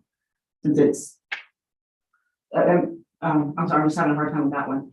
Everything else, give me a line, I just, You got a question or? well, no, I mean, a little bit of both, to be honest. Why, if you don't mind me asking, why did you use a mobile home? Yeah, it's just to show the discrepancy. So the general response to that question would be, which is more valuable generally, a house or a home? Depends on the condition as well, but. Sorry, Okay, I said I know, generally. I know, yeah. Yeah. Mobile home, made within the same year or about the same year as my house. No, definitely would be the house, but it's. Okay, thank you. So it's just to show the value of a sale of a mobile home. So it's a gross example that this thing is valued where it should be. That's the answer. Okay.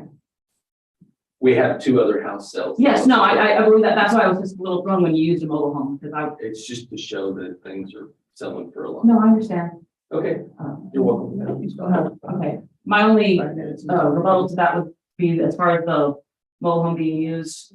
It's a 1989, the house is a 1982. I just don't believe it should have been used as far as a comp, and that's all I would have to say. Not, not the same class, but definitely not the same build. So I'm gonna put that in for evidence. And you can go ahead and start your presentation. Can you, Mike, can you go to this picture? Oh, it's. I can't. You would have to. Oh, all right, Yeah. Jackie. Oh, okay, yeah. Absolutely. This one? Yes. Okay. That from Shaver to the house, I have to maintain that whole road. And it's close to 1,000 feet. If you look, there's a little scale down at the bottom. And right there. And the county doesn't maintain any of that. Also, my water that has to come in, I'm responsible for those lines from Shaver all the way to the house. So there's a lot of expense. Every couple of years, we have to redo the road or put in extra gravel or build it up. So it's there's a lot of cost with that. So it's not easy access. And I think there's a picture too that shows you the road. Back up. And that goes on for nearly 1,000 feet. It has to be maintained. So there's no main street frontage, you created your No, own. yes. Upgrade. And what would you be asking for the value? I just wanted to stay where it was last year. 73,450 is what my client is requesting the value. You still have 3 minutes if you have any information. Reckon. No, we're done presenting, thank you. Might be 4 minutes. Okay, so, I guess I'll start with, there was a question about mobile home. So of my comps, the first comp on Kirby Road is a 3 assessed, it's the same class. It's adjusted appropriately for the effective age. There's an adjustment there. That indicated value indicates a value of 111,000 and change, which well supports even if you just use that one from a market value standpoint. Furthermore, the equity off of Shaver and Johnson, and you can see off of Kirby, that indicated value supports the value of the subject property as well. The subject property owner indicated that he had to maintain the road. Okay. He has to maintain the road. That's not, that is not uncommon in areas to the south. Ask the people on Adolfo, ask the people on, Shaver, parts of Shaver, ask the people who come off of Lewes. I mean, yeah, that stuff happens frequently. But on the open market, I'm just going to ask a question. On the open market, we have $100,000 on this thing. Is that right? 100,500. Let's say you had this on the market for more than what the district has, 105,000. It has more than an acre. People would say it's quiet, it's out of the city. I want to just put this in the mind of the ARB to consider how many hours do you think it lasts on the open market at that price? Not days, how many hours do you think it lasts? Yeah, it's on a dirt road. You have to maintain the road. Hey, you got to do a thing with the water. Yeah, I'm down for that too. It goes for that really quickly. As far as the value that was reported by the property owner's agent and the property owners, there was no methodology to it. There's no reason of, they just want a number. That's nothing. Like, they could say, I want a number of 85, or I want a number of 45. I want it last year's number. My general rebuttal to that would be that the whole US real estate market moved from 1 year to the next. To say that this one didn't move would be preposterous. That's all I got. You have 1 minute closing. Yes, ma'am. My response is, yes, the value for the market is going up, but we're talking about this property, the issues it has. Apparently, my client just stated that, can we go back to this? Yeah. Sorry. Oh, go ahead. Because it hadn't happened, but if you see where the house is to the left, yeah, you see that area in front of it, that the yard in front going all the way over to the next track, all that, and then keep going right. All that, when it rains, it holds water, it holds it back. In fact, we couldn't use the septic for a while at the house because the water got that high to where it was just saturated the yard.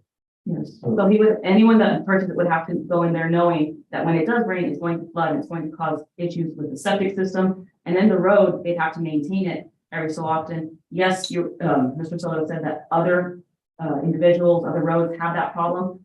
Now, my thing is that considered, does the land have some type of discount? Taking that into consideration that these people have to maintain their own streets, their own roads, because it's not a real street frontage property. They have had to create and maintain their own way to get to the property.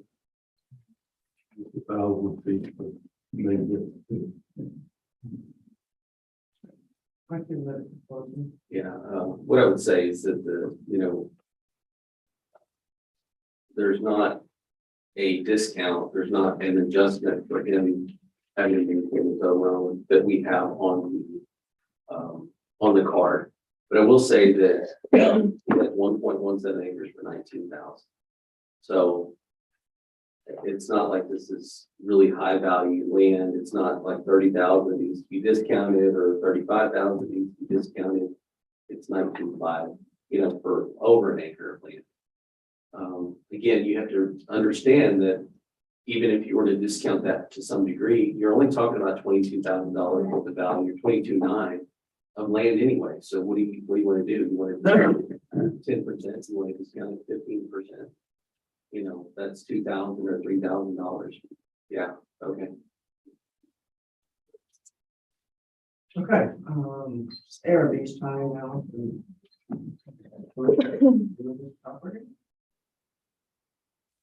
Yeah, I'm trying to, I'm staring at the property card to see if there's anything that pops out as to the change.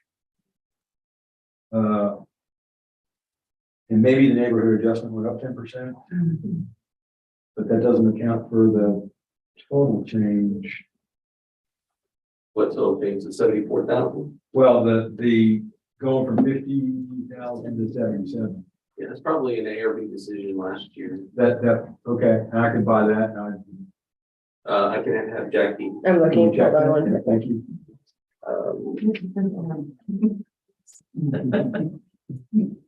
It went from 76.9 to 73,450 So last year. last year. But it was an ARB. It was an ARB decision. The 60,480 was an ARB. No, the 70. 73. 450. It was noticed at 76,940. So there was like a $3,000 Yeah. ish adjustment last year. Is there anything on there for flood impacts? No. Well, that, and then again, that was, Something that might be sitting last year. I don't know. Is it possible to look at the last year's card? Is it okay with you? Sure.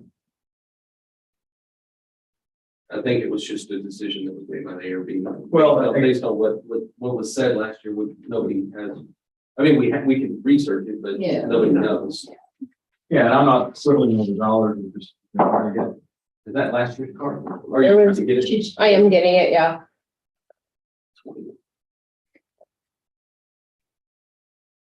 See if there's any adjustments that went away.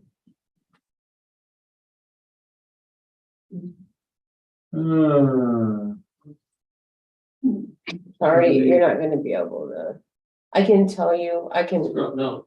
Oh, you can't see? I can't show it on this because it's too big. But I can tell you there is no adjustment in there. I think you had what we wanted. You have what we wanted, so. You can just show it. No adjustment in there. 22,970. Yeah, it was, last the year. market value for the land last year that was disseminated by the district was 22,970. Yeah, that land didn't remains. change. So the only difference between last year and this year appears to be in the improvement. And we got a 25K difference between last year and this year in the improvements. And I was just trying to see what might account for that. These 27,000. Well. Oh. 1770. Wait, 13 what? Stop. 1320? What is the square footage that we have on the house right now? 1320 is. 1320. Yeah, and then there's 440 on a garage, attached garage. Yeah, that's what it is. We have an ARB decision at. All I see is the 110. I mean, I could print the card, Jackie, so. I can't put the cards in here. Oh, okay. Sorry. I'm trying to look and see if there was any notes. I tried to. Just go, you're looking at the 21. Yeah, go back into that. Yeah, go there. And go into the card summary. Print preview. Yeah. Thought I was seeing what I wanted to see. 2021 card. Yeah. Oh.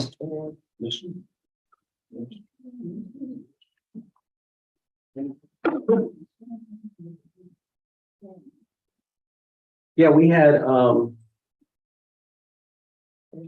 Okay, that's this year. yeah, hang on. She had it up there. I mean, we. Oh, I two SS saw what I and three wanted to SS. see. We probably found some stuff out from the subject property owners or agents testimony last year without knowing. The class went from a 2 to a 3, Okay, and you can see it, pull it over. So you can see that that's a 2, that's last year. It's the same square footage. And the neighborhood adjustment, of course, on top of that. So, okay, so going from a 2 to a 3, and that was, blah, blah, blah. yeah.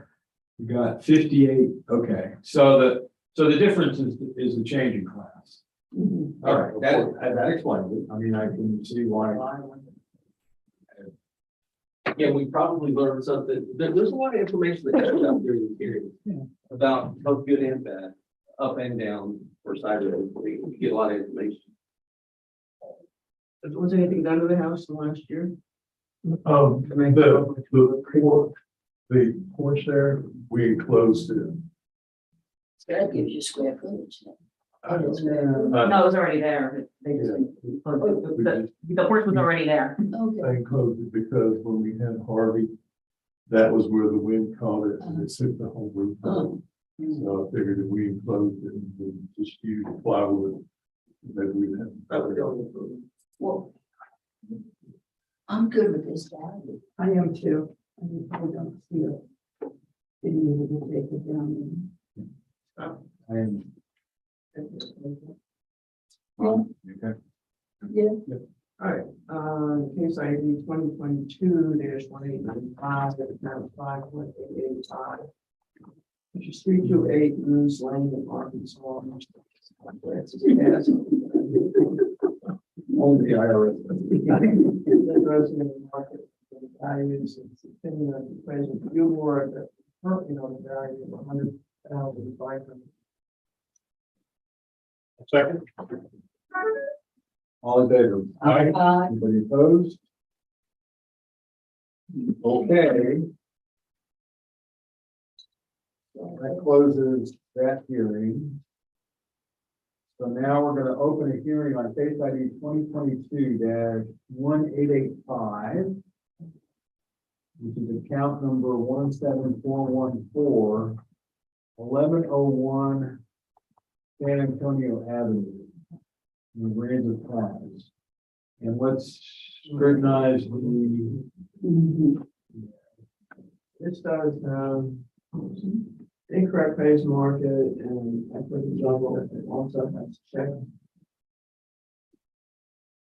Ag use open space or other special appraisal was denied on modification.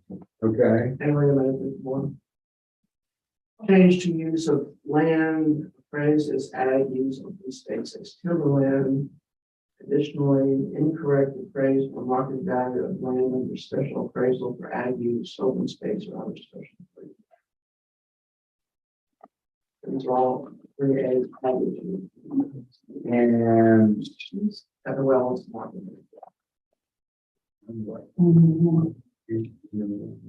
every place on that's information. It can if it's historical Got it. or if it's congruent. There's two.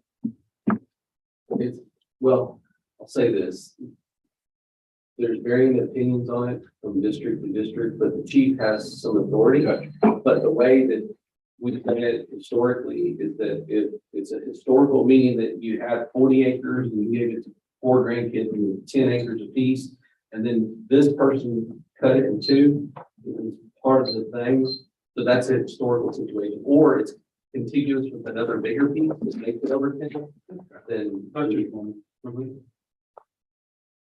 okay, so, and is there a question of the protest form getting modified in such a way or in such a time that the district could not? The district prepared to. Okay, it's fine, so we'll accept any of the changes that were identified here, as long as the district is prepared to move.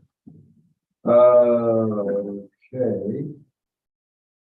So we have, again, just to reiterate, we have the most market and equity and question about modification of. Do I have to evidence package? Okay. All with me? Okay. Thank you. You should, I mean, I do. You should. Okay. Would Well, you like looks like the just district to email. go first, or would you like? You can go first, so I'm sorry. Sure. Okay, so this is a situation in which, I believe that the district removed, ag. I have 2 evidence packages in the system. I need to make sure they're both here. They're not pulled into your thing, but I did submit them to the subject property owner's agent. Val, I need that second evidence package, the last 2 accounts pulled into the Last year, she doesn't. like the fire guy. You think it's my holding up? She may not know that the last 2, like, we're skipping. Around. Oh, Just. what account number are we talking about? 17414. And then 17414. 69909. We'll get to that one.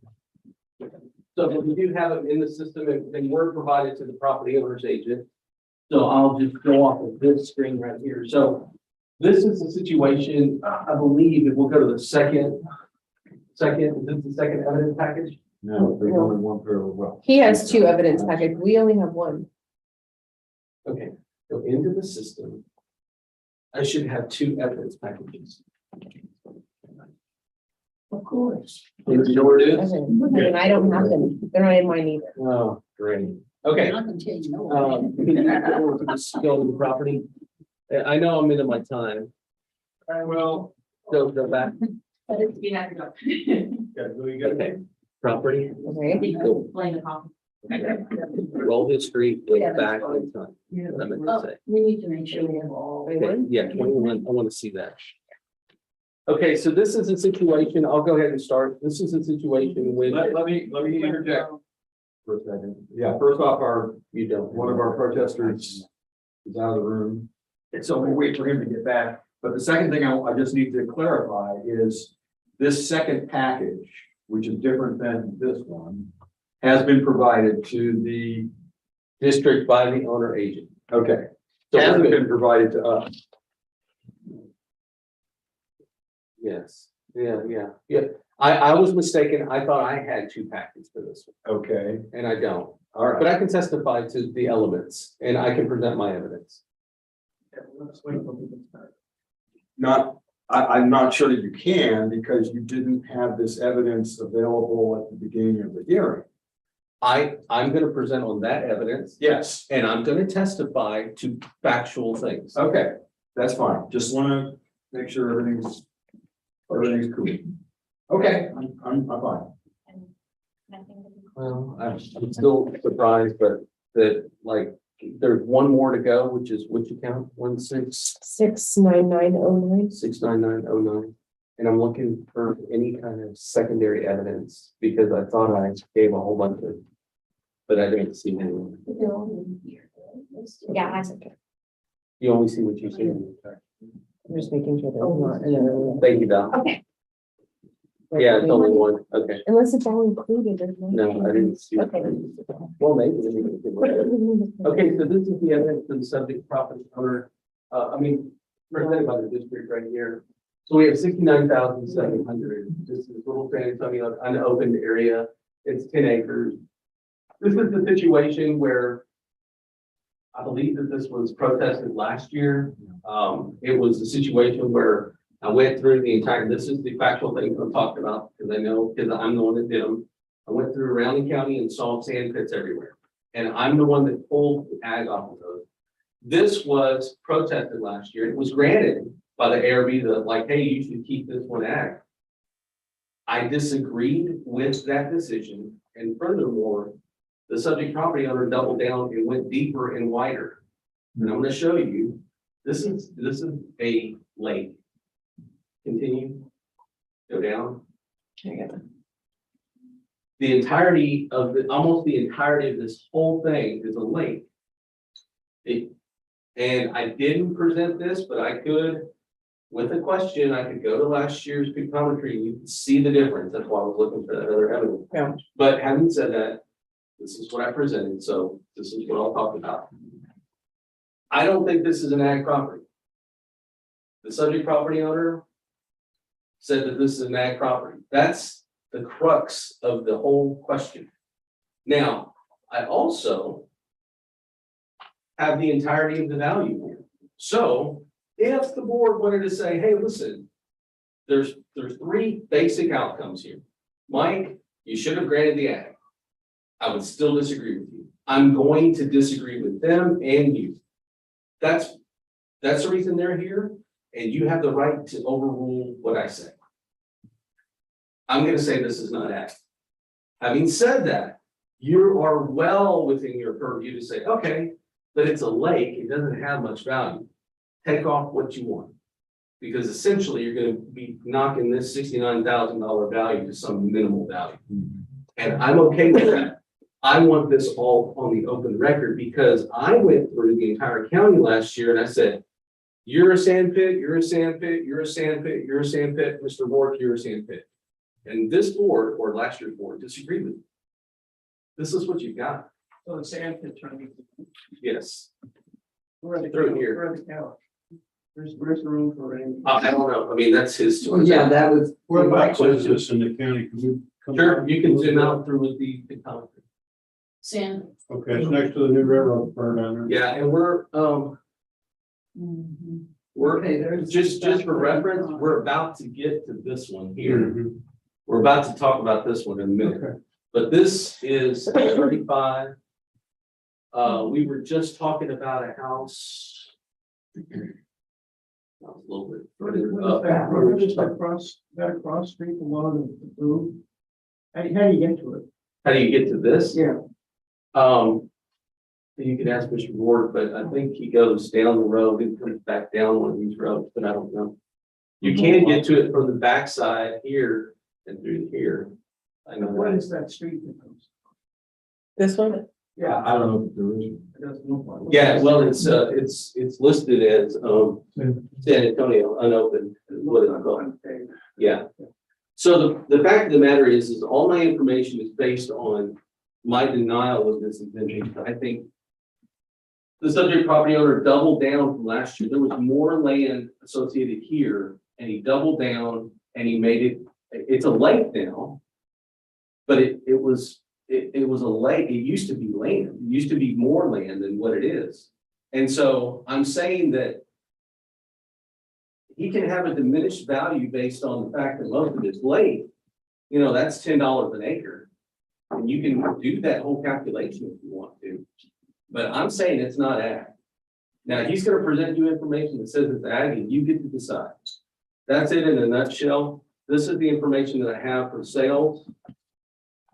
Support the value of 123,000 for that 10 acres. For equity, 123,000 is non-ag. as non-ag land. We're just talking about market value because I have to defend it, market value and equity. And then from a comp sales basis, the value supported at the 69,000. It's exactly what it is because it's the $10 an acre or the 10 acres times that rate. So that's what it is. Yes. And what I'm affirming to you is the district is willing to concede the submerged land at $10 an acre. I think that we have $10 an acre, we call it acreage land. Do that calculation. How many acres? Well, I mean, not the whole 10 acres is submerged, but you do that calculation. $70,000. Yeah, it's eight acres of it is at least 8 acres of it. All right, you have 7 minutes for rebuttal presentation. Yes, as he stated, I'm sorry, Mr. Fellow. As he said, he does disagree with last year's ARB decision, making it ag, and he removed it and put it back to regular value. That's why we're here. We don't agree with that. You disagree, you mean, you. We disagree with Mr. Fellow. I'm sorry, I don't know why I keep messing with him. That's I don't my wanna say wife's doctor. doctor. My wife's a doctor. Okay, I'm so She's sorry. smarter than I. So I'm not saying anything, but Those people that know my wife know that. I just say, yes, we are gonna prove that it is ag and it has special, sorry, I blanked out, I'm so sorry. Something to take into consideration, but for the ARB, because we have a letter and we're gonna make a presentation, but, no, we do not agree that it should have been taken out of ag from last year's ARB decision. It should have stayed in. What is your ag rate right now? It was last. Yeah, it didn't stay as it was, A lot of From things last are year. only for the year that you're in. yes, ma'am. But no, my thing is, like, I was just saying, yes, he has every right to disagree with it being ag as the chief appraiser. And I'm simply saying, it should be ag and for, I'm sorry, how much? Go ahead, you have 5 more minutes. Because Mr. Rourke is about to explain why it looks like it's grown or it has grown and the special circumstances around this property. So you want to go ahead and start presenting? I was, can we look at that map that you need, Lori? You mean the pictometry? Yes. sir. Yeah. Okay. The boundary of all. That's the road coming in, the fence line should be over here. That's not surprising, but okay. But, yeah, and, these, as you call them sand pits, I call them lakes. I went with, Mike at the, road bridge. David Reed. David Reed, I'm sorry. David Reed, and we talked about this over several years, and we made a plan so that whenever we did dig these lakes, that we would have a drainage ditch that would go all the way down from Longoria to the highway. And that was done for when we have flooding, and that helps. And I've got a letter where he appreciates what I did. It's like 1,000 acres of land that it covers that, Can you go in the letter? yeah. You want to turn that if you can? Yeah. Make it bigger. Yeah, I'm reading.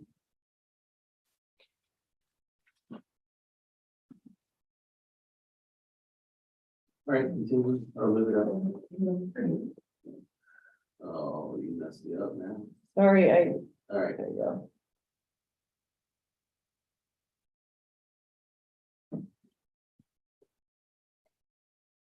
Mhm.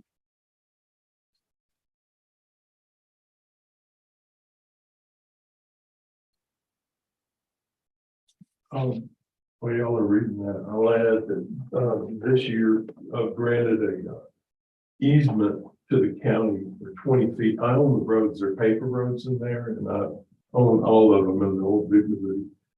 And I'm granting an easement from the back of Longoria down to Business 35 of 20 of the 60 feet for the road, so that it will be maintained properly as a ditch, a drainage ditch.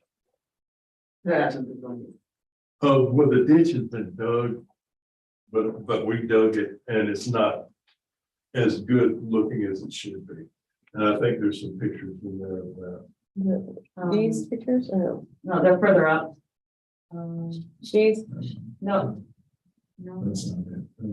no, we'll keep going up until you get to, Those are my, that's a different account. No, Can you match to this photo? I apologize. Go back down. I thought it was towards the top. those are all the same. Go towards the top. It's a little cow. they're zebra's, they're miniature. Yeah. I used to have crossbreed, but after I turned over 60, I Right there. don't want to That's get. hard to mess, I know. Yeah, you can get really hurt. I think that's what you're looking at right there, ma'am. no, That map? no, Oh, the picture. The picture, Oh, the picture, yeah, no, I'm sorry. I think it's further up. I think it might have been the first one, to be honest. Nice sounding. Yeah, I've got some gators. That one, Yes, ma'am. That's a- It's like, I'm trying to keep it, it's ag for my cows, but I've worked with Mike on getting it, wildlife exempt. Oh, yeah.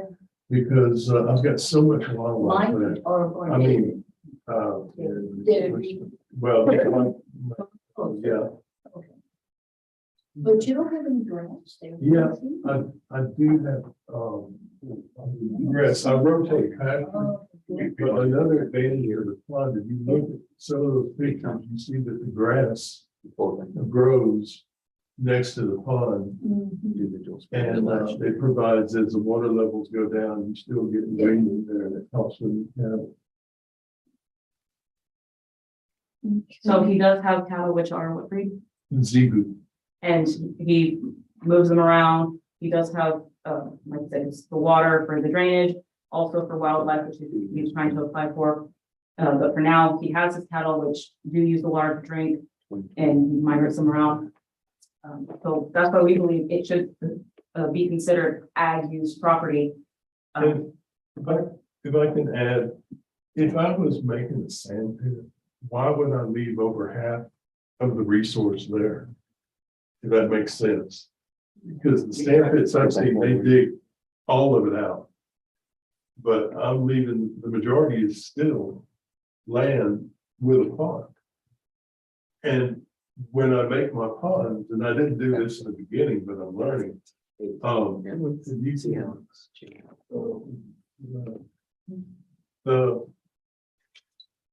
I put islands on them. And if you have islands, the bird life Mhm. uses There's that, and it's like it becomes like a rookery. They have their nest out there. And Is that a picture of this account or is that? no, that's the other one That's the other one? We're trying to next find- to it. That's okay. And if I could add, this one is that one? yeah, that one was a sandbar I put in. We kept, well, I wouldn't call it a pond, but I mean, a island, but it still serves the same purpose. Yeah, that's one of them. That one, I think. But Yes, ma'am. That's the one to the south? yeah, that's the one, that's the backside of this one that we're talking about, that when I was building it, I didn't know about putting an island on it. I was learning, so that's when I added this with a big island, so that it would be a birds and wildlife. If I may add on this, Jackie, can you show that picture? Yeah. So how many head of cattle do you have? Right now I'm at 11, and the Zebus are a lot more expensive. I've stole all my crossbreed, but the Zebus being an exotic animal cost about $30,000. If you look, that's where I added, I put in that island, and there's no more digging. I don't That's upside know where. That's it. It's just upside down to compare to what Sorry. you're looking at. Okay, there. So that's, This is it, right? But those funds that we talked about last year and agreed on, nothing's changed on them. They haven't been dug out. They haven't been expanded or anything. And the only thing that was added, and that's on a different piece of property, and that's where I wanted to put an island, because I didn't think about islands when I was digging this pond. If you could expand out, Jackie, some, I want y'all to be aware of what's going on next door. That's where Rockport Terminals is, and they're good people. I got nothing against them, but they literally leveled almost 300 acres of land, destroyed all the environment to make those railroad yards. And I mean, I got flooded with all kinds of wildlife that came over getting away from that. And I want to keep it like that. I want it to be for my cows, but I want to keep it as an area like a green belt that doesn't develop, that stays something in Aransas County that's not, industry or tract housing. Okay, your time is up. Mike, you have, 4 minutes. so for the cross time, how was the sand removed over the last, let's say, 5 years? Was it done through what kind of, No, excavating okay, who owned the excavator coast, and how were they compensated? they pay some. Okay, so you were compensated both for the remove, like, they removed it, they took some sand and they gave you a little bit of money? We agreed they would give me some money. So just for the record, you did remove sand on this parcel over the last 3 years, is that correct? I have not in the last. In the year. last 3 years? In the last 3 years, we were still working on it, but we Yeah. haven't done anything in the last year and a half on that. Okay, and so that's, For the addition. he's just articulated the point. I saw a change. And just for the record, the burden of proof for Q1 and Q2 lies with the district. The burden of proof for everything else lies with the property owner. I'm able to rebut that information. And so the information is that I'm testifying to you that if I had this in a picture, but I'm testifying that you would be able to see that there was more land. Subject property owner said that there was more land. He hasn't done anything in a year and a half is what he said. But he did say that he has removed land and it's now a lake. My point is that I saw this as a general trend around the county, and every place that had ag, I went and said, nope, nope, nope. And they at least had to come in here and petition the board to say, no, this is still ag. But I was saying there was many places that I removed ag and it's still removed. Now, you can either go back to ag, which I disagree with, or you can go back and reduce the value because there's not much value there now because it's a lake. So, but you can't do both. You can't have it both ways. And the reality is the subject property owner is under oath saying that he has removed sand in the last 3 years and he was compensated for it. I don't know what you want me to do I mean, what else can I do to rebut? He has the burden of proof. He has said that he's removed land and been compensated for it. To me, that speaks like a pit. If you disagree with me, that's my case.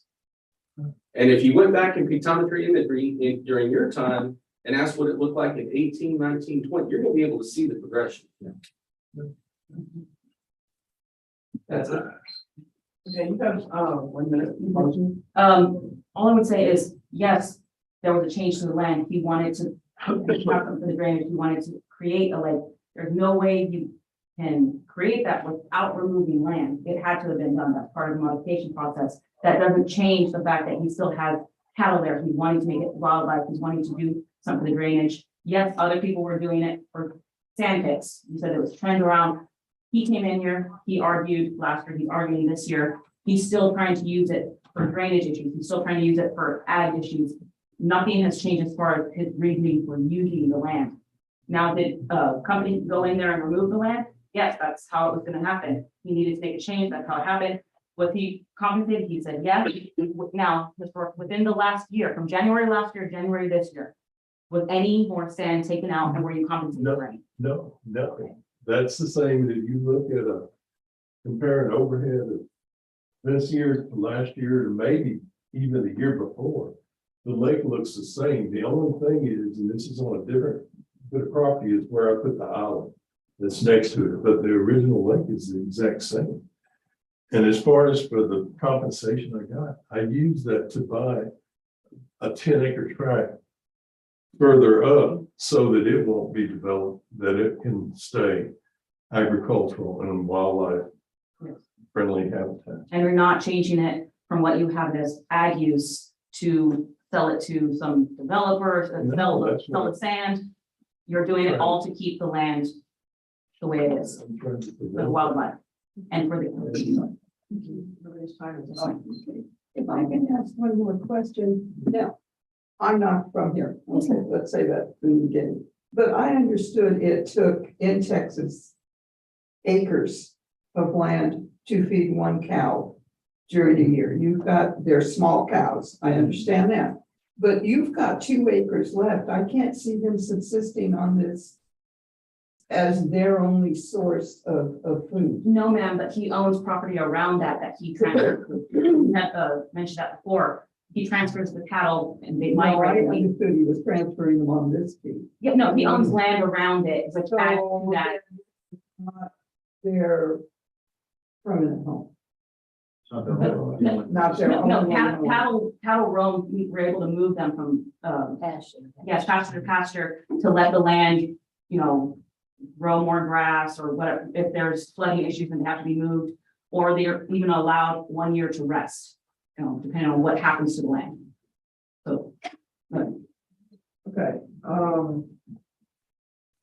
I'm kind of in favor of taking off the ag exemption and removing some of the value based on the waters. I agree. Yeah. I just don't see it as part of what I understand now.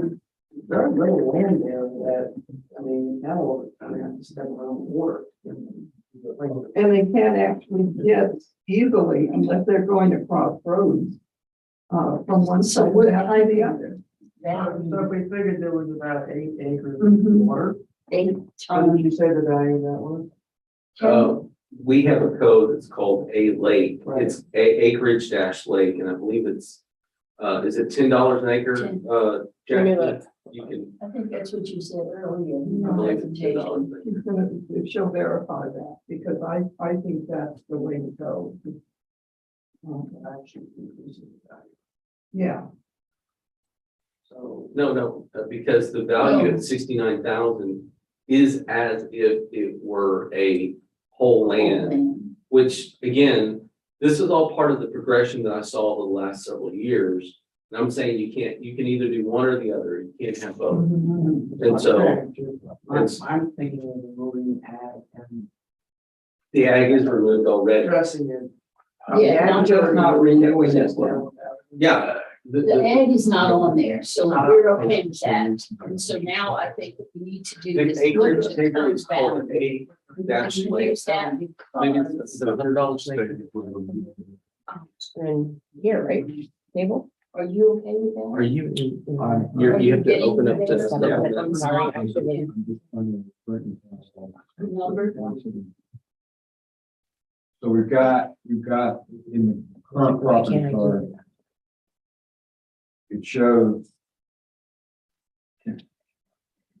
435,000 Pull it down. square Oh, I'm feet. sorry. Yes, A, go up Going in, going to the- 435. under the A, so pull the acreage to the square feet. Is that me? Yeah, That's you. I'm sorry. I'm normally not the one beeping. I'm not speaking to Kathy or anything. Sure you are. A dash, what is it? Yeah, just hang up on her. That'll be good. It's A lake, yeah, click that. I think he said 8. Well, that's. And then the total. calculate. I'm looking at the total property on the card. It's $100 an acre for lake. $100 an acre. Okay. So So you would have to determine what you think is. I think 8 acres. We'd be glad to put that in there. I would personally debate this with eyeballing that because that's 1.7 as land, it's not land. Okay. So, Probably. so you would have to create another segment, just do that we're now. talking, well, acres. Just two acres, right? Go to for general. the lake. Sorry, I don't know how long it was. They're here. Two. No, eight, I'm sorry, that's the water. Okay. Okay, so calculate, fine. Okay, close that. And then do another segment, new. And do two acres. And you have to get the card that which class. Not 20 acres. Why? Yeah, but you have to do the market. You have to do the Oh, I code. thought- That's what I'm backing Save it. into, 1.7 acres Okay. at So maybe Worth the- at 67, 69. 47. Is she figuring that out? for us? I'm trying to, I'm gonna show you what we think that you're going towards, Okay, good. and show you what we've got. lost. 47. Jeff, even, okay, I just want to make sure. recalculate. I have a number in the head. Yep, 16. Okay, so, Cancel. and then just show that whole thing, like pull it over. And pull the card up. So in doing that, you would have essentially 8 acres that was, and you've got the second segment as a C1, on the second segment.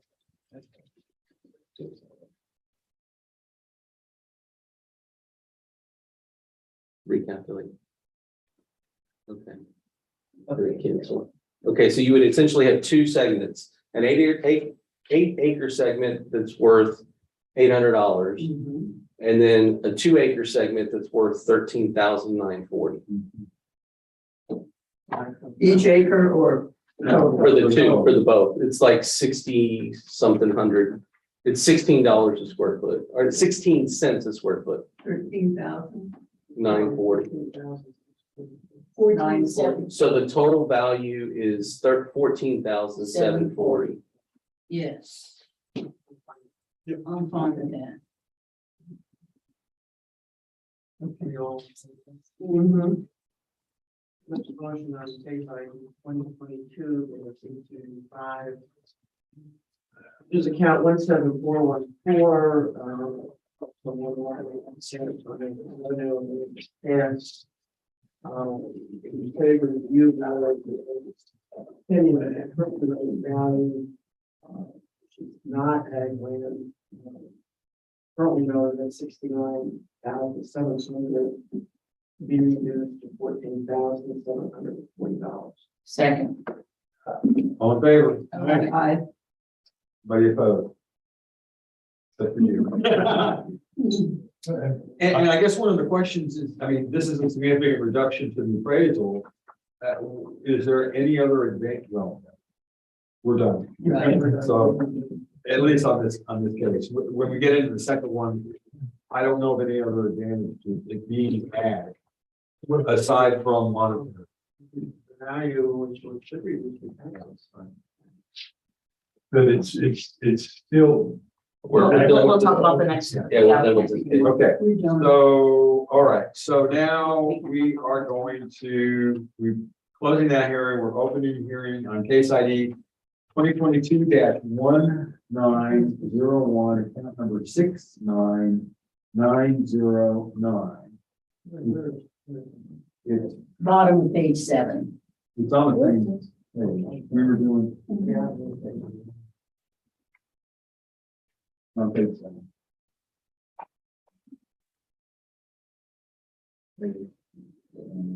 Yep.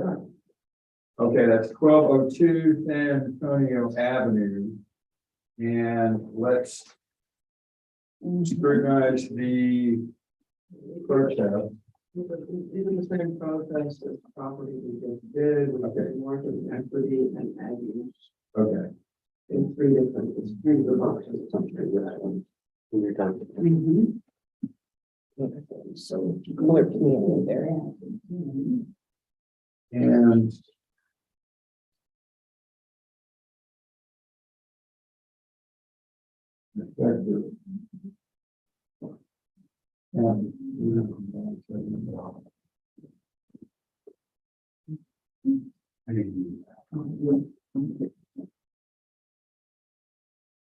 Show the same thing, show the. square feet on one, acres on another.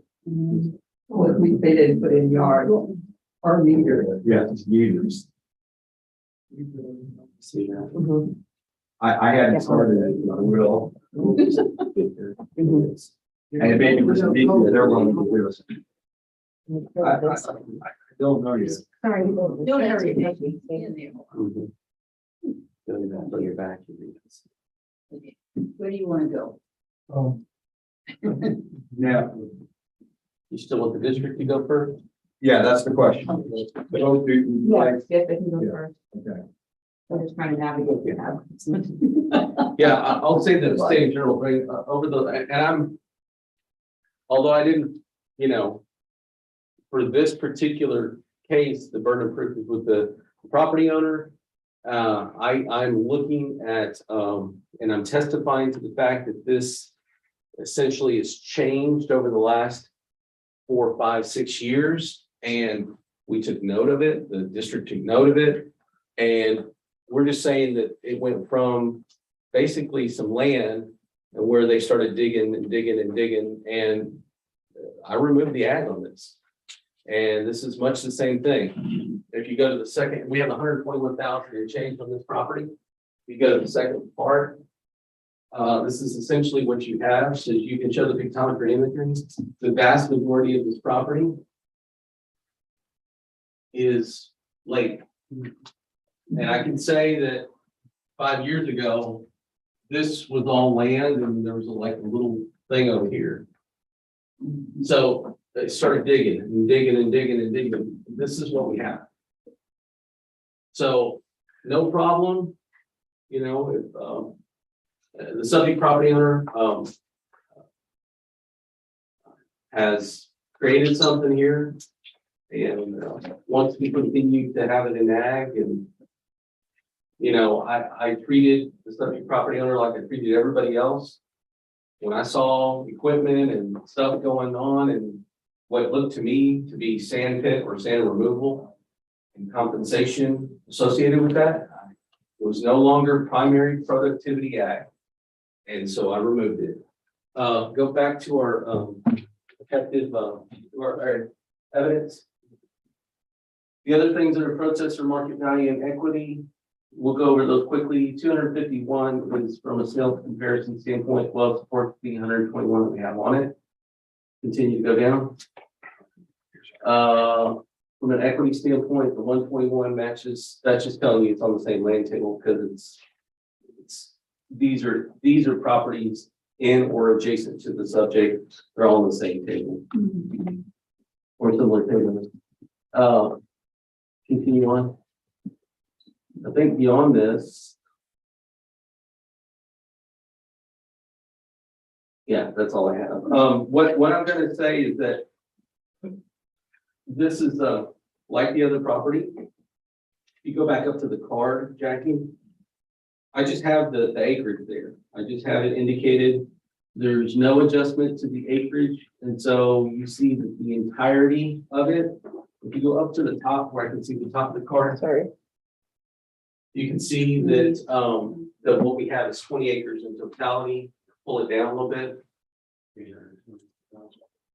You see, we have two tables. Basically, we have the square footage is broken out like this. Are you down to the way too? No, this was a property that was split by the cap annexation, and we had to split that out. It was not reverted. the cap where the city of Aransas past annex has been removed from this property. Pull this down. Pull it down. Pull it down to the top, I'm sorry, Jack was saying. Notice that cap is not one of your entities, so that entity has been removed. So rightfully, I mean, like, it was an order, it was a judgment, you know, and it got removed. So that's a good thing. But the reason I have two segments is this was split into two. A portion of this was in the city limits. Is that the way you remember it? The majority. Yeah. And so that's the reason it was split into two segments. But if you add it up, it would come down just a little bit. If you added these two together, the square footage should come up to the 20 acres. Yeah. And so we're saying that all of this is dry. We know that it's not all dry. So it should be reduced based on what you. Pretty much. And what's the rate? 14? Yeah, 14 cents a square foot. Wow. That's, okay. Thank you. So we have 121,000 on 20 acres, roughly.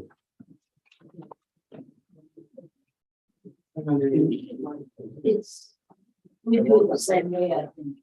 Yeah, we think I think there's more acres around it, so. This one has more, Yes. This one has more, so. Can you go to that picture of this property, the big picture?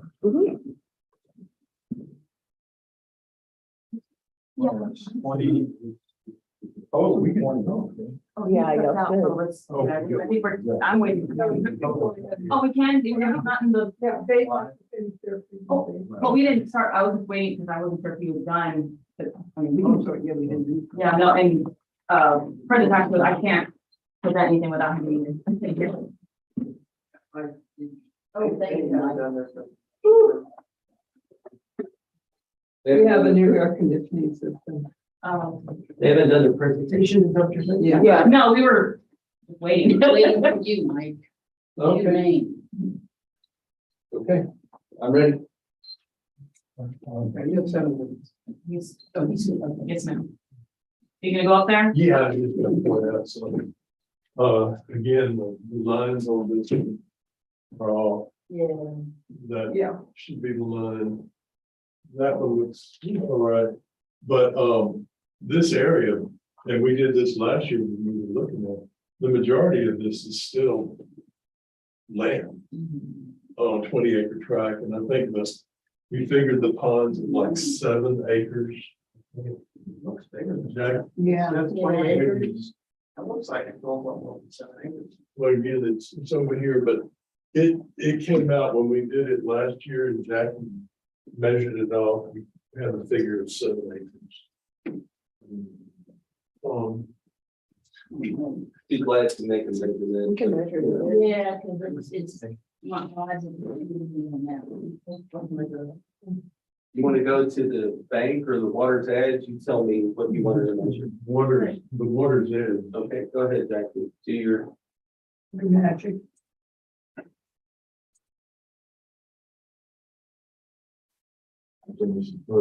I love this. This is a rough, I mean. Yeah. Trying best. 2 islands out in the center of that. No. Yeah, because we're losing some on some of the edges and. Yeah, I'm trying. No, you're doing fine. Yeah. And you know, the reality is we don't know if this is summer or winter. It looks more like summer. So it would be down. 7 acres. Yeah. So 7 out of the 20. Wow. Again, I know you see these sand pits, but I'm not what I'm doing. I'm making it work. I mean, that's 13 acres that are not. It's not to turn a profit. He created these as a watering hole or a water source for his cattle and wildlife. Of course, he had to excavate to get to the point, but he still has cattle out there, he's still, trying to leave it in ag. Did you put a letter out, to deny ag use for this property this year, or requesting an ag out?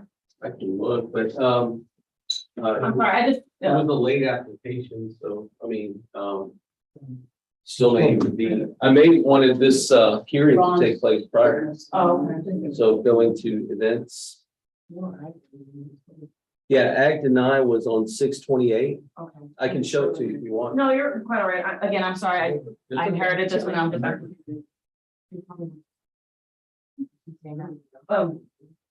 Was it sent to the agent? I'm so sorry. Go ahead, go ahead, show the open. I don't know. It doesn't- Just show, yeah, open. It was sent to Mr. Rourke.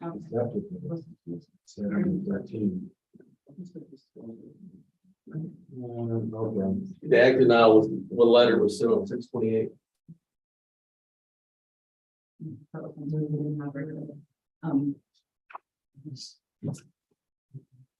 think I came in after that. I don't remember, but I know we talked. It gets fuzzy around property season. I don't know if it was before, because we started in April. This denial letter was sent out like 6/28.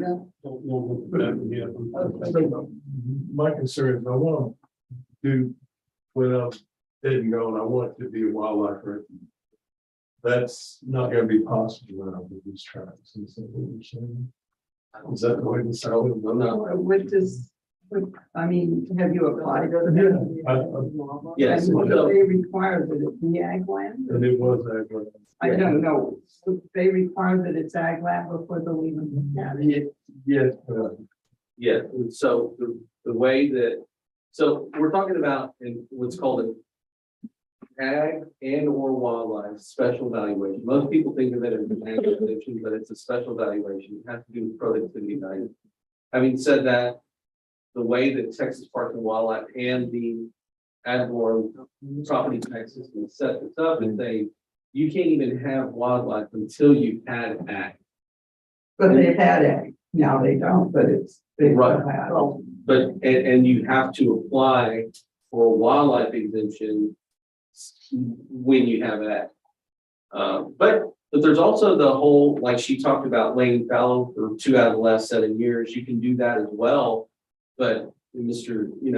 Rourke would have to get on it, and he would have to show, like in his evidence, he already shows that I don't have a wildlife exemption in my hand. I had an ag application in my hand. I did submit the wildlife. Wildlife exemption. Yeah, I did that. What was it, like, before the deadline? This year? Yes, but, Let's look. yeah, I did for all of them. Oh, maybe I denied it because I thought it was again the sand pit, but I don't see an exemption. I see an ag survey. Let's see.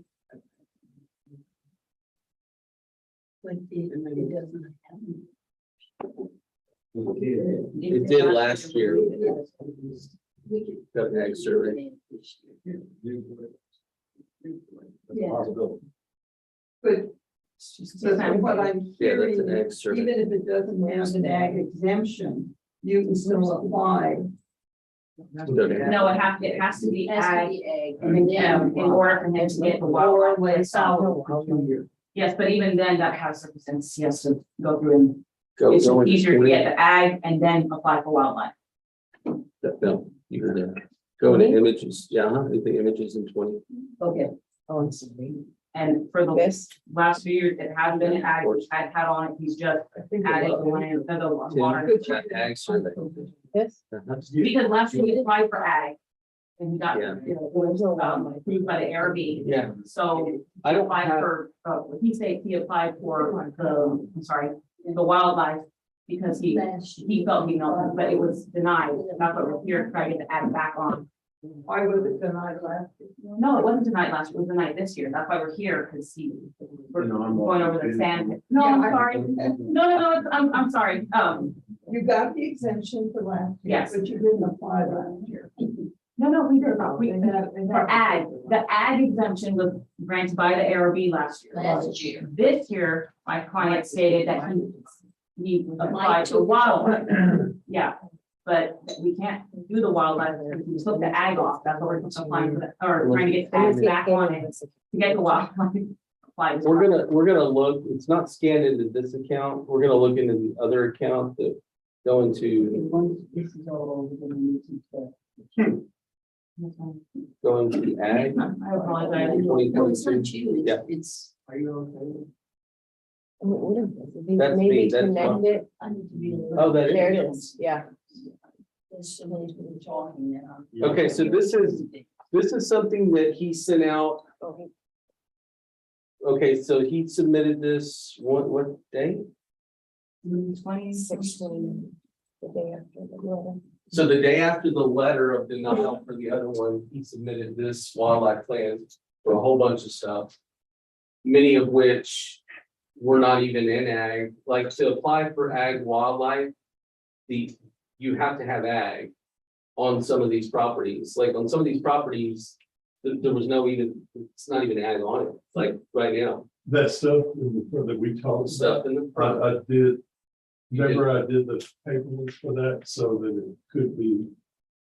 Where I, You did, well, that's what I'm saying right here, that you're applying for this, but I have 629, 729, 829, 929, I have until 929 to deny this exemption. I wanted to hear these cases first, but. You said that you applied for ag for the ones that didn't have ag? There was- That's, you know, he applied for wildlife for stuff that, like, not even. No, I understand what you're saying, but he was trying to rebut it, and I'm trying to get it clear. So he's saying that for not all the properties that you have listed on here, or had ag or have ag. yeah, and I had thought the taxes were so low, and I did first admit that.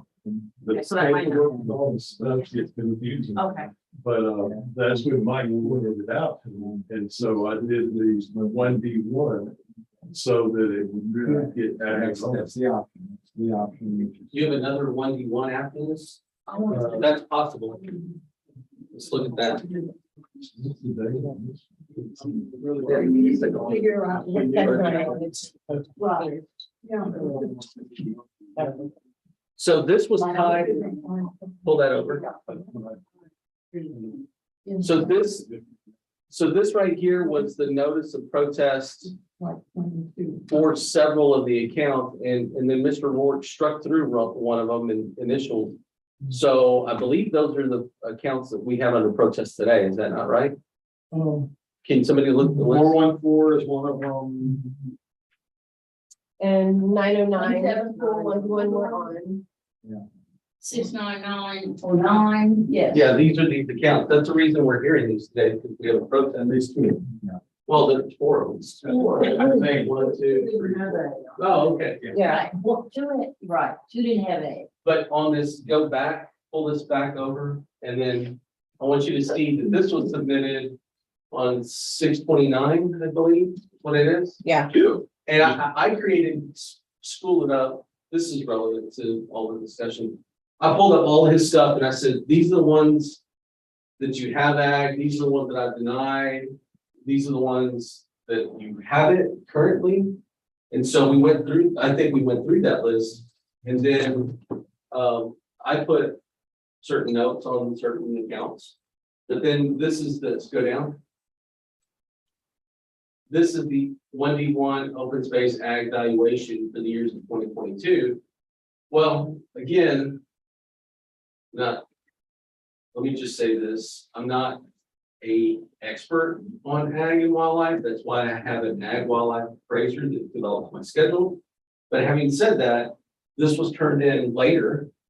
And of these properties, some of these don't even have ag on them, so he would not be eligible. He'll get a denial letter associated. We're not removing.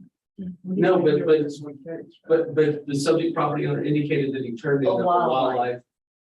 Basically a survey that trying to get it, it's trying to change it from 1D1 to 1D1 wildlife. And he can do that under the law. He can do that. And I will say that we can look at some of these, and some of these may even have wild on them already, or they're still in 1D1. Can you pull up one of those accounts? Probably true, there is 71422. We're showing these rooms right by the accounts.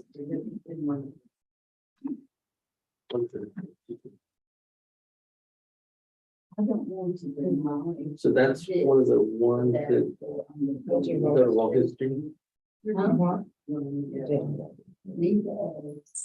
So, because then if he has, then he can do this. And so that would be. Was that one with the protest today? Okay. So that's a late one. Okay, let's go to the next one, 17420. I don't want to do this. I don't wanna do this. No, we don't want to do that. I agree. On that first, So if we're out. go to law history. I'm sorry, we were so sorry. No, it's not. It's very important. Yeah, I'll just generally say that there's some on this list that are currently in ag. That if he provides, like if I go through this thing and I have 90 days to review this thing and either deny it or approve it. But if he showed good evidence and he had it in ag and then he showed good evidence to have it, then he gets it. My whole thing for this protest is like, I'm removing the ag because I think it's not in ag. And so, oh, I'm sorry. Well, it's face to face, go through the process. So, I mean, Mike has the opportunity to talk. And Yeah, what I'll say, I don't know if it's rebuttal time or cross time or whatever, but I'll just say this, that there was a physical change to the land over the last 5 years. I don't have the evidence that was submitted to the subject property owner agent, but I am testifying to the fact that I have reviewed the telemetry. And there was more land than what you see right now. Now you see more water than what it is. I saw an operation. I'm gonna ask the question again as far as the fraud. How was the stand removed? Coast materials? Yes. Okay. Were you compensated for the sand? Yes, and Okay, that's it. That's all I need. And so, it's much the same situation. That's the way I see it. You get to disagree with me. You can either keep it on ag.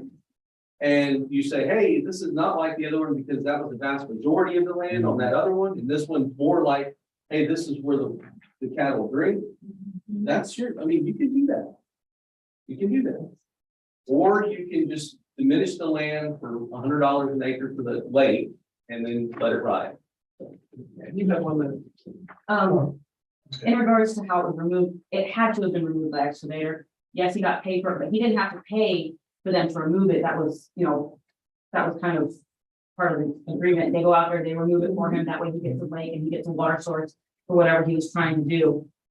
There's no way around and how you're supposed to get the land out of there if he's trying to create a watering hole or, to sustain wildlife.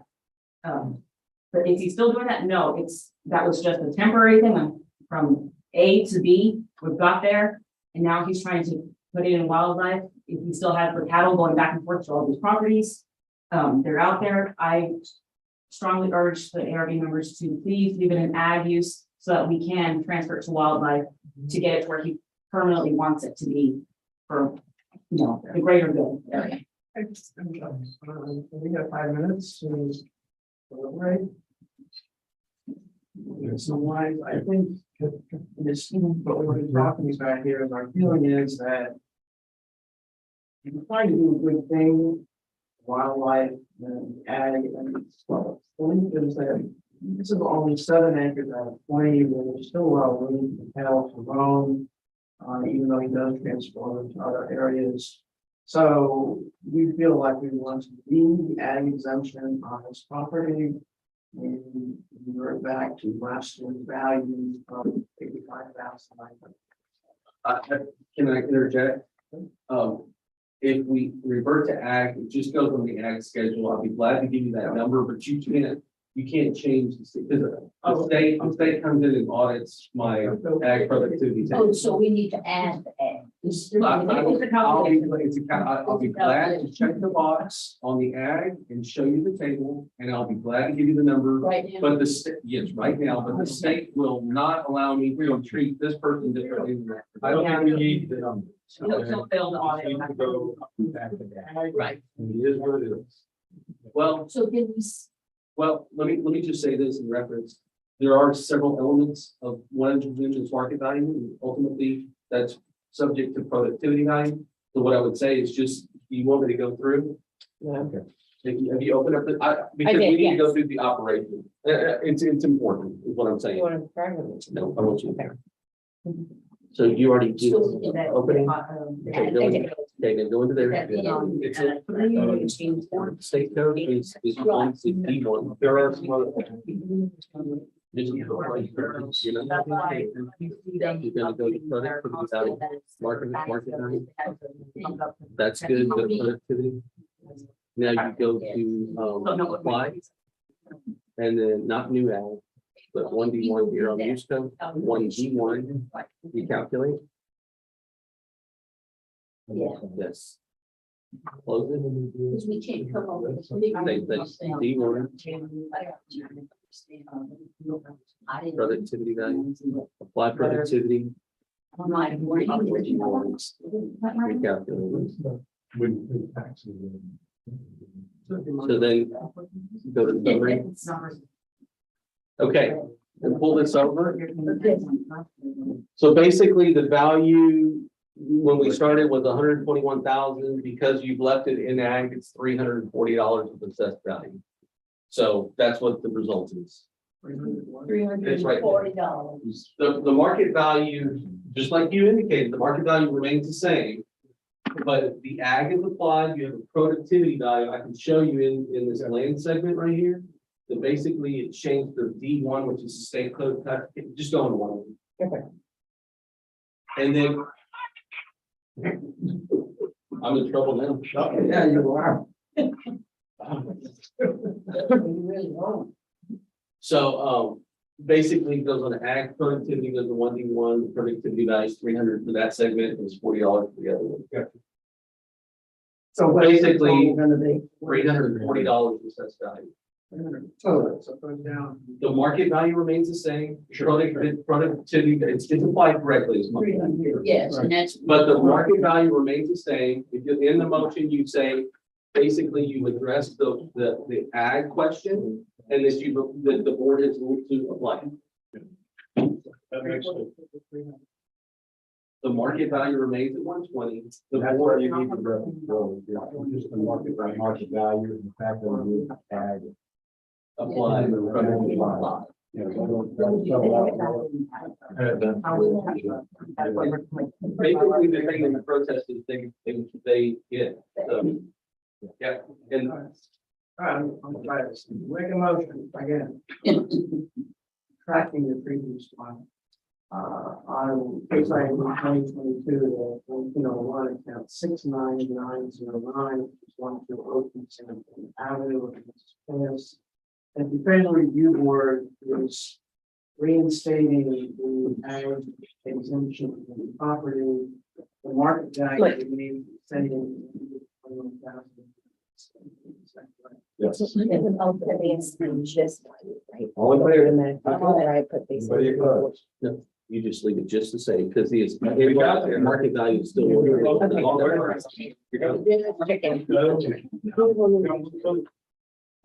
Yeah, I was just thinking. Thank you, everybody. Yeah. Jackie, did you get one vote? Yeah, you're good. You got one vote. Who opposed? One. We have one. Oh, okay, That's cool. that's okay. I think we are done. Thank you. But we're not done, we're not done there. Well, there, yeah, we're done with you, so. Go home. Since you just found out. that- It's such a shock early, 30 minutes before. Did it over? Yeah, thank you. But, the other one. Who's out there? Yeah, I'll ask them about that there. Yes. Yeah. Don't forget your survey. Okay. Thank you so much for your time, ladies and gentlemen. Thank you. I get that back in. We'll talk to Selena about that. Yeah, we'll talk to Selena about that. You have two options. You can appeal. You can appeal it, or you can.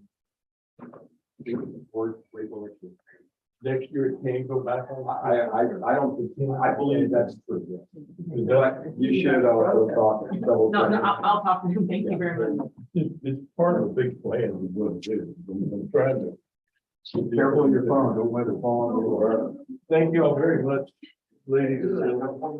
I appreciate your help. Thank you. Okay. What about it? What's up? What town is this? Excuse me. Three o'clock, is 3 o'clock? It is on the 3 o'clock docket. It is account 17166. It's case 1849.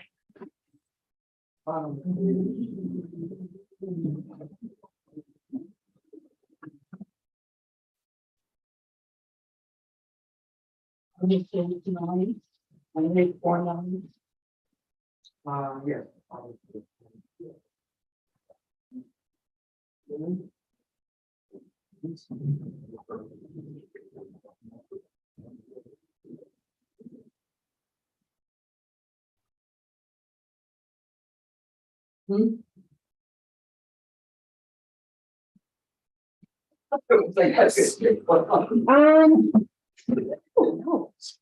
I think, I don't know, I think I got it in Austin. L&D. Yeah, I don't know, I think I got it in Austin, thanks. How you feeling? Everybody good? Oh, yeah, I'm good. You on pain pills? Can't move, but she's good. Well, I am, but not a lot. Mhm. It's a mild case, a mild dosage rather. Yeah. Where, did you have a pile of stuff? I do rather. Did he take it? Oh, here it is. Just throw that in. This is on the bottom of page 9.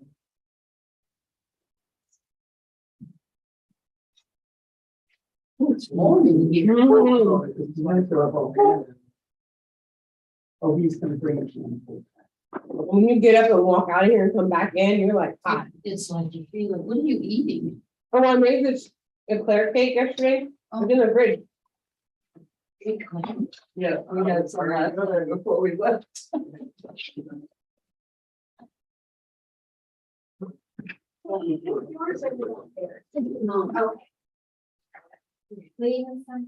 Who is this for? This is 17166. It's Solinsky and he has a USC.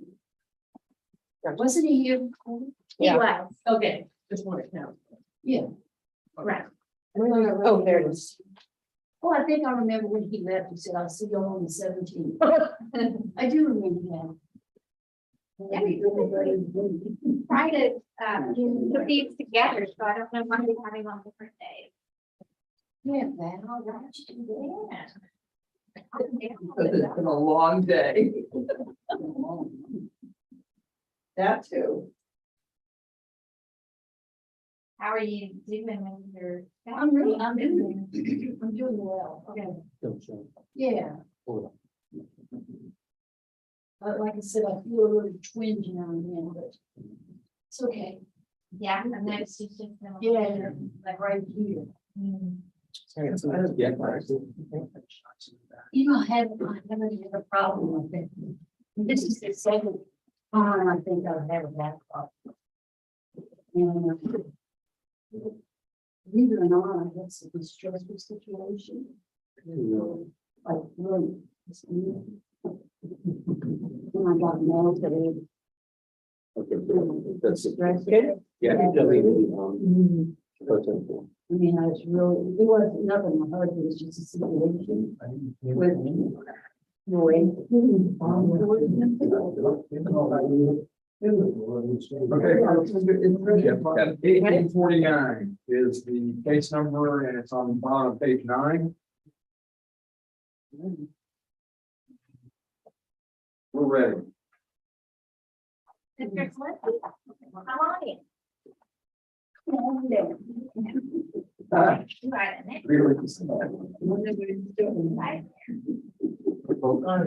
Are you Leslie or that's me? Okay, that's what it says on the paper. Hey, the men's bathroom is open. I'm good. I'm ready to get this done. I got a meeting 4:30. Come on, it takes forever. Not that hard to get one. See how you shot that in left? We talk. Somehow when people wear yellow shirts, things just grind to a halt. That's hilarious. Yeah. I'm rarely in here. Rarely. Moving right along. Leslie, I have some administrative stuff to run through, which I'll do quickly to get started. We're going to commence the hearing on case ID 2022-1829. Count number 17166. Got it, Jackie? Yeah, I'm just giving it. Talking to yourself. I do that a lot. Which is 3933 Loop 1781 in Rockport. This hearing is being recorded and streamed live on YouTube. And let's verify under protest. Market and equity. Okay, market value and equity level. Let's see, we're also. No. Well, we are the appraisal review board that will be hearing your protest today. We do not work for the appraisal district. We are appointed to perform an independent review of your protest. Let's on the table are the ARB. Mike Soto at the end is the chief appraiser representing the district. Jackie Pena is driving technology. Val is helping on other items as well. At the end of the hearing, you may complete a survey regarding your experience, and the survey may be completed using the survey form, which is there on the table. There's also a copy of it in a determination package you'll receive in the mail after the hearing, or you can take it online. The information about doing that is at the top of the form. The survey is entirely voluntary, but we always appreciate any feedback you may wish to offer. You also have the right to appeal our decision. Appeal information is included in the package that will be mailed to you to document our determination. In accordance with tax code section 41.45H, all written material and evidence that has not been provided must be provided at this time. So this is important. All the evidence you're going to reference has been submitted. It's on a USB. Okay, thank you. So, all right. In accordance, I'm sorry, the ARB members who are considering the protest have not communicated with anyone about the protest and are signing affidavits to that effect. I, Scott Wagner, do solemnly swear that I have not communicated with another person in violation of tax code section 41.66. I, Kathy Hoffman, do solemnly swear that I will communicate with the I, Joanne Ferguson, do solemnly swear that I have not communicated with another person in violation of tax code section 41.66. I, Ron McCann, do solemnly swear that I have not communicated with another person in violation of tax code section 41.66.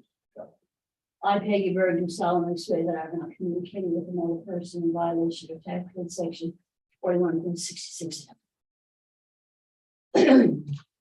Waiting 1 second, please. I do solemnly swear or affirm that the testimony I shall present to the appraisal review board for the Aransas County Appraisal District is true and correct for case number 2022-1849. State your name, please. Les Stalinsky. My name is Mike Soto. I'm calling swear from the testimony shall present to the appraisal review board for the Aransas County Appraisal District is true and correct. Les, I need to ask you if you hold a license or certificate from the Texas Appraiser Licensing and Certification Board. No, I did not. Okay. Over on the left side, there is a chart that's the hearing procedure times, how they're running the hearing today. Broken into 2 columns. One is if you present first, and the other is if the district presents first. You both have equal amount of time, regardless of who goes first. You get to choose whether you would like to present first or you would like the district to present first. I'd like to present. Okay, we have 5 minutes for now. And we'll move to additional time. Okay, you can skip that page. Background, that's my address. I own a full acre on the water. Improvements is 30 by 80 metal building. It includes 20 by 30 living area, as you can see up under the shaded area towards the front of or the back of the building. Construction was completed in July of 2020. No improvements have been made since. 2001 appraised was 294,660. 2022 is $94,600, no change. I'm good with that. Appraised improvement, $89,000. This year it increased to $173,400. Combined appraisal, $330 last year, $439 this year. And again, I want to say I'm no real estate or appraisal, but from my research, I'm appraised value of residence for a tax amount not to exceed the following: the sum of 10% of the appraised value the previous year, the appraised value of the property for the preceding year, and the market value of all new improvements. And it takes effect on January 1 of the tax year following the first tax year. The owner qualifies the property for an exemption. Next. So just kind of summarize, allowance for increase in appraised value of residence is limited to 10% of appraised value of the property for the preceding tax year, plus the appraised value of the property for the preceding year, and market value improvements, there are none. Homestead takes effect on the first day of the tax year following the first tax year the owner qualified for the property. I built it in the middle of the year. I qualified January 1. December, that should be a 2021, my bad. It's January 1 to December 31, 2021 is my first year qualifying. Here we are, 2022, and I'm requesting 10% roll. Good.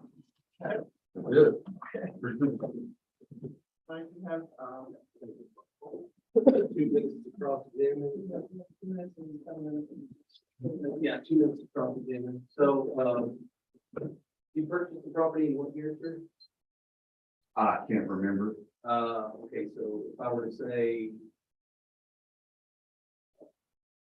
August of 18, does that sound right to you? Yes. Okay, so, so the owner of record on January 1, 2018 was Herndon. Does that sound correct? Mhm. Okay. So moving forward, let's see, one. Let's see.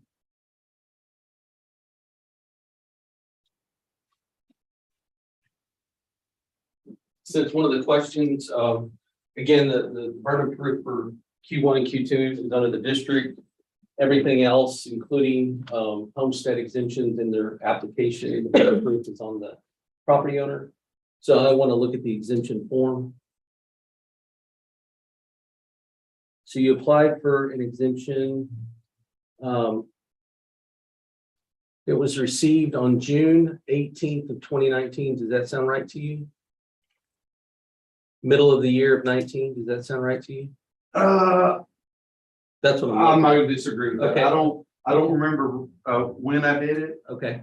but I remember I did it during the building process, trying to get out in front of things, et cetera, et cetera. So Okay, that's so- probably when we started construction. Okay. Yeah. Okay, well, I have an exemption form signed by Mr. Zielinski on June of 19. It says middle of the year of 19. What was the state of the house when you purchased it? Which house? You purchased a house. You purchased the property with the house on it. Yes. In 2018. What was the state or condition of the home when you purchased it? Bad. Damage? Would you say it was damaged? Significantly. Okay, so you got there and then, so that was, you purchased it in August of 18. That's the cross examine will continue this time. August of 18, by January of 19, the appraisal district is commissioned with the duty of saying, hey, what is the value of this thing on January 19? So we see that Mr. Zielinski has purchased the property, we put it in his name, but the value remains much the same that it was in the damaged state of basically the previous year of 2018. In June of 2019, when you turned in the exemption, were you living in the home or were you living on something on the property? Living on something on the property. Okay. Other than the home. Thank you for that. Okay. So really, this comes down to a case of basically section 2323 that he referred to is anything that's a new improvement considered new. What I'm going to show is that in the year in question, the year that he applied for the 2019, It should have never been applied because it was a damaged home that was a Harvey damage of something like Harvey 25. And he should not have gotten a homestead exemption on the travel trailer that he was living or something that he was living on the property in 2019, in 2020, in 2021, until it was complete. I think it was complete in 2021, but I have to, let me go through my evidence. So 2020. when it was complete in 2020, so it was, so we had it on a digital year that it was complete in January of 2021. Because we only do one appraisal every year. So January 20, I'm gonna go through it. Basically, this is what we have. So this is what you have in 2022. Pull it down just a little bit so they can see the year. I'm sorry, up. See, this is 2022. Go. This is 2021. Again, 100% complete as far as the district. This is the January 1 appraisal. Go back. Is that the house? That's the house. He indicated that he has a metal house and a portion of which is a living space, which you can do that. Yeah, you can have that. Yeah. I want you to see this. Is anything standing out to you here? No house. There's no house. There's a homestead exemption on no house. How did that happen? I'm going to show you. That's 2020, by the way. 2019.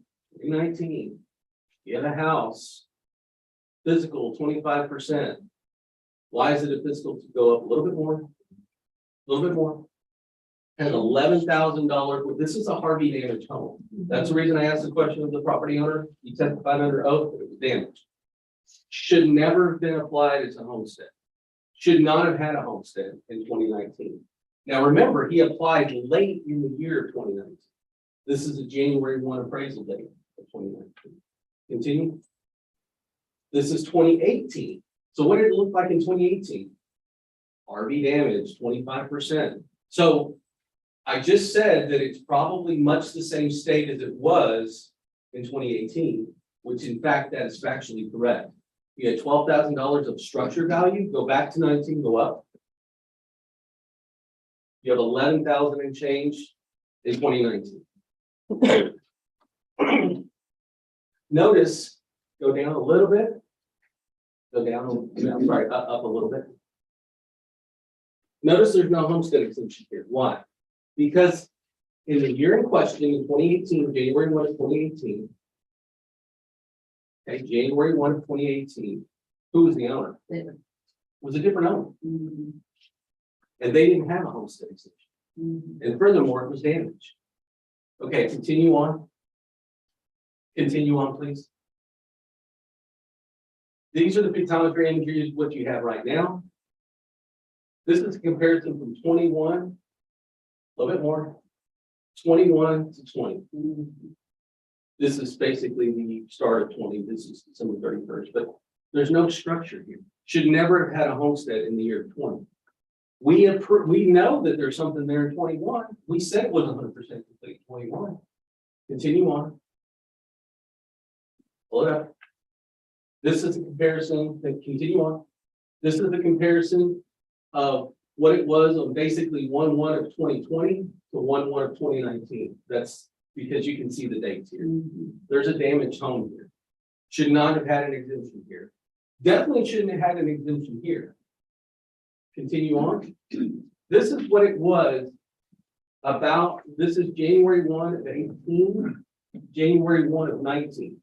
You see the damage. This is actually hurricane because it's got the blue thing. Yeah.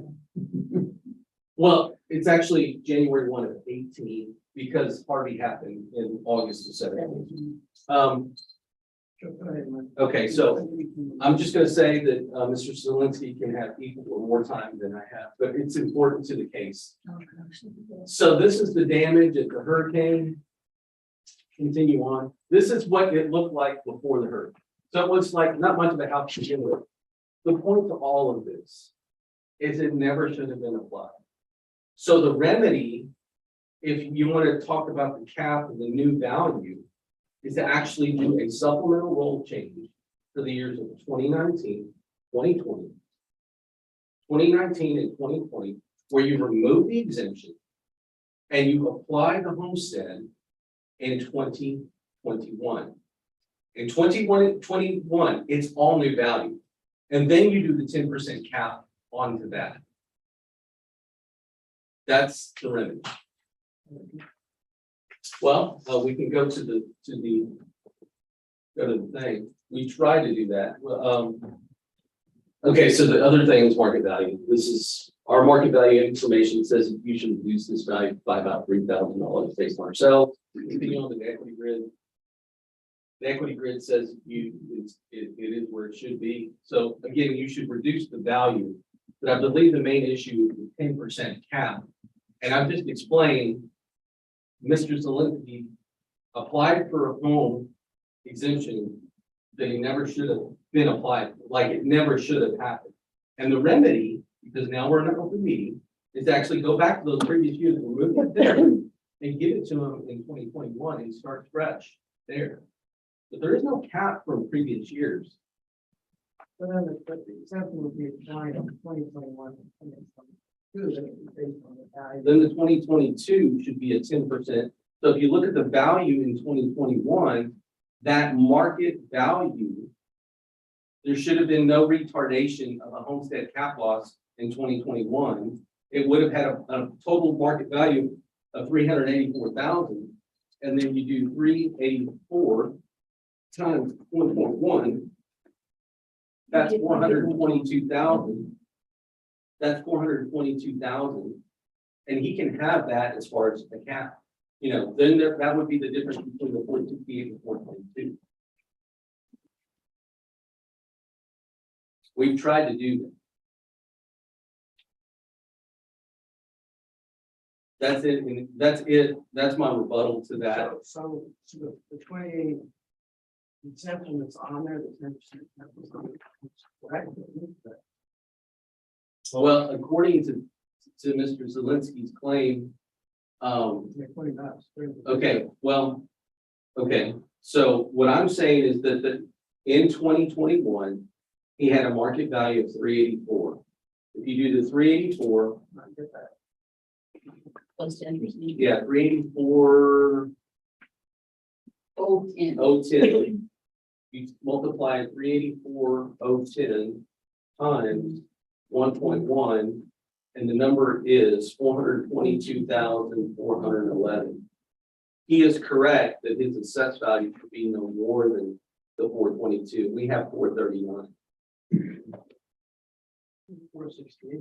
Well, No, 468 is the appraised value. We're talking about the homesteads, the cap. But my whole deal is for me to correct that, I should go back and do a supplemental roll change and remove the exemption in the years of 19 and 20. Because I've shown this didn't come to light until this was purchased. And I'm like, what's going on here? And I'm like, this person should not have received an exemption in those years. And so again, we're here. I would agree with Mr. Zelinsky that the assessed value should be 10% of what it was in 2021. So it doesn't do anything to the market value, it just does something to the assessed value. And so that value would be 422,411 of the assessed value, not the market value, but that's what the assessment would come to. So we would make that change. You could say something in the order to that effect, and I would be glad to do that. But I'm informing this board that I will also be doing a roll correction for the removal of the exemptions in those years where you had a damaged home and then you had no home. I'm doing it in an open meeting right now that I'm telling you that's going to happen. Okay, you're trying this out now, so. I think I can sum up what we just talked about. There was an error made. And I'm not real sure on 25.25. I didn't see where you can make it up in 2 years. It wasn't done maliciously. When this person ever built a new house, I just start filling out forms and I'm thinking, okay, homestead, I need to start lining up insurance. It wasn't a trick Mike and his staff. And I did it. And then I noticed, oh wait, I got the homestead. So they missed it. And so that's going to cost me. And I'm not real sure. I didn't see where you can just catch up at will on anything. I'm gonna stand on that. I'm gonna stand on my claim. The rules say the appraised value plus 10% improvements.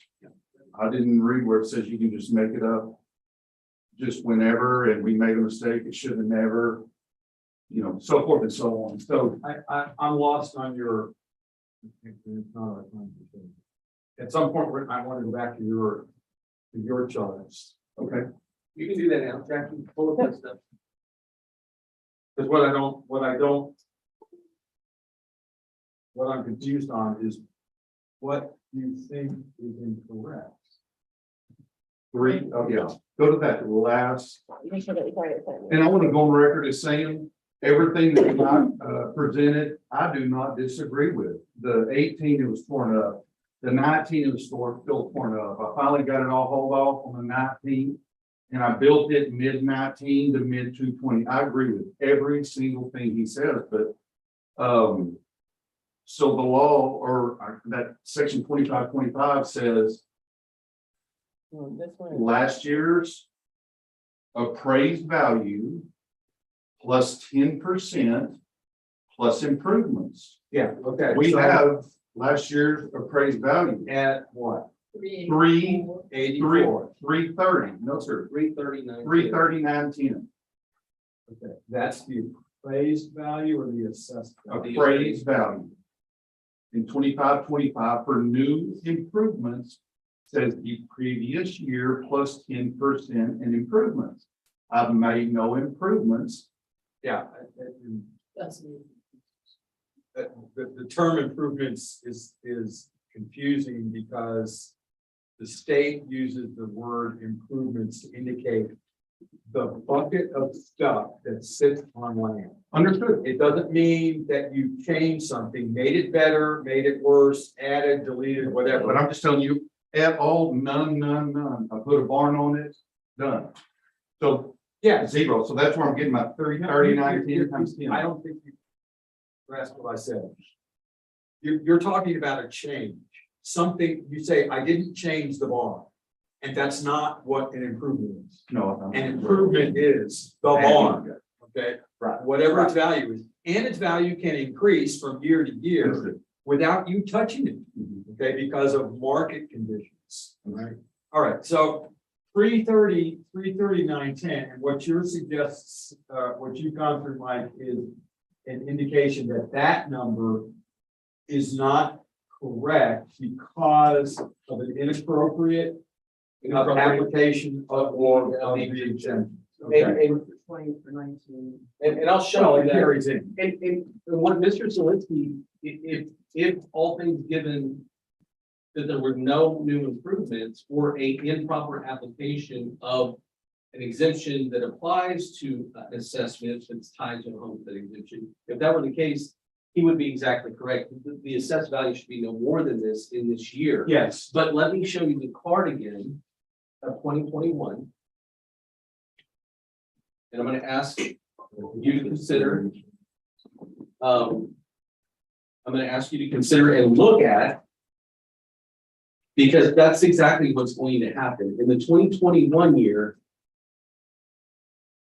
This entire value is brand new because there would be no cap loss in the previous year. I asked this question. I said, was 330 an appraised value or an assessed value? And you guys said appraised, and that's not correct. No, it's assessed. I said assessed. I'm sorry, Yes. I must have ignored you then. Wait a minute. What am I missing? Appraised value, 330. But again, when you're looking at the appraised value of the card is 384, the cap loss is 53. This is the information. Right. What I'm saying is that if you're looking at this, I'm going to ask the question, if we go into 2020, you go into 2020, go down, So, go into 2020. I'm going to ask the question, should there be a homestead exemption? The answer is no. So the whole thing would be new in 21. There would be a brand new exemption and there would be no cap loss. And so what Mr. Zelinski is, again, his argument, go back to his argument is like, hey, yeah, there's a cap loss here. I'm saying that that's not correct. Yeah, okay. And even the information we have on our case listing, which indicates a cap loss in 21 is not technically correct. Because there was no. Because there was no homestead exemption Exactly, upon which to generate a cap loss. There should be, and it'll be corrected. Yeah. Through a supplement, but it can't be corrected. We had to have this hearing. Yeah. I'm on an open meeting. I'm telling the world that like, he didn't do, he's affirming to you, he didn't do it maliciously. Right. So I'm not saying that. I'm just saying he can't have it. But there's also another point of confusion, and it's not your confusion. The statement does use the words, and it may be incorrect because the market value is 384. Can I see that? The appraised, what it says is appraised value is 330, which is after the value that would occur after the application of a 10% cap loss. Going by straightforward, I- that says appraised value, that's what I pay taxes on, not how, who, when, mistake. That's correct. That's what Appraised you, value. and that is what you pay Right. taxes on, although it's normally in our parlance, we call it assessed value. You know, And what you're thank you for, this software is used by like yeah, a lot of 200 districts around the Right. state. You know, I mean, yeah. Point taken, I mean, you know. yeah. And you didn't do anything, I'm gonna say that Mr. Zelinski didn't do anything malicious. He just didn't, He filled out an he application. filled out an application, it got processed, it didn't. I will say that there was a lot of things going on, there was a lot of wheels turning, exemptions was way down on the list, but this one got missed. I'm not sure it's totally wrong. I mean, prior years, but from what's gone from 21 to 22, I think even according to your card, 384 is a base number, right? 384. 384 times 1.1. Exactly. Should be 422. Yes. And what I'm referring to is I'm doing this in an open meeting. When I do that supplement, That's That's what you that's do. where I'm Right. reading. So So the the only- only be the number in 2020.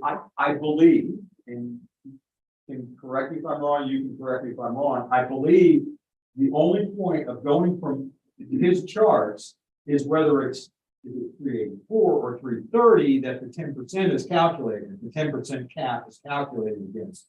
And it is against 384, not 330. I understand how Can you you pull up the might, slide? how it may be confusing because it says appraised, and that's what this is. Let's pull up a little over here. Yeah, every time. 384. No, 384 times 1.1. The yellow highlighted one. Right. 10% of the appraised value. I understand. I see one line there. It says appraised on this, and that's, I can't tell you that the form is wrong, okay? This is not correct. Yeah, And I don't know how to deal with that. you're not the first person that's had angst about the words appraised, assessed, and market. I believe that we're applying it in the way that it should be. Basically, you had in the year of 19 and the year of 20, you basically didn't have anything that was homesteadable. And so in the year 21, the person should apply for a homestead exemption and get it. And all of that improvement, all of that structure is new at that point. So the baseline number to do the calculation for the 110% will be. If the form's wrong, I think we're wasting our time. If the forms are all wrong and the law doesn't apply, then I think we're wasting everybody's time. Okay. And based on our knowledge of how the formula would be applied, it would be applied against this line, which I understand. You keep pointing to that and saying appraised, and this says appraised, and I can't help you that this form is wrong. It says appraised and it shouldn't say appraised. And the value that is used for the calculation the appraisal district would assert to this is 384, not 330. So this appraised really doesn't mean appraised. It's assessed. So It's an assessed so value. Appraised and assessed. I'm gonna go on record, so appraised value does not correlate to the law that says 10% the appraised value. The Is appraised. that your statement? I don't know, but I mean. It's what you're reading on this line. But if you were to take that, that's, hang on, Ms. Muller, hang on. Let's say if that were the case, what would the appraised value be there? The appraised value on my car, pull up the card, what would the appraised value be?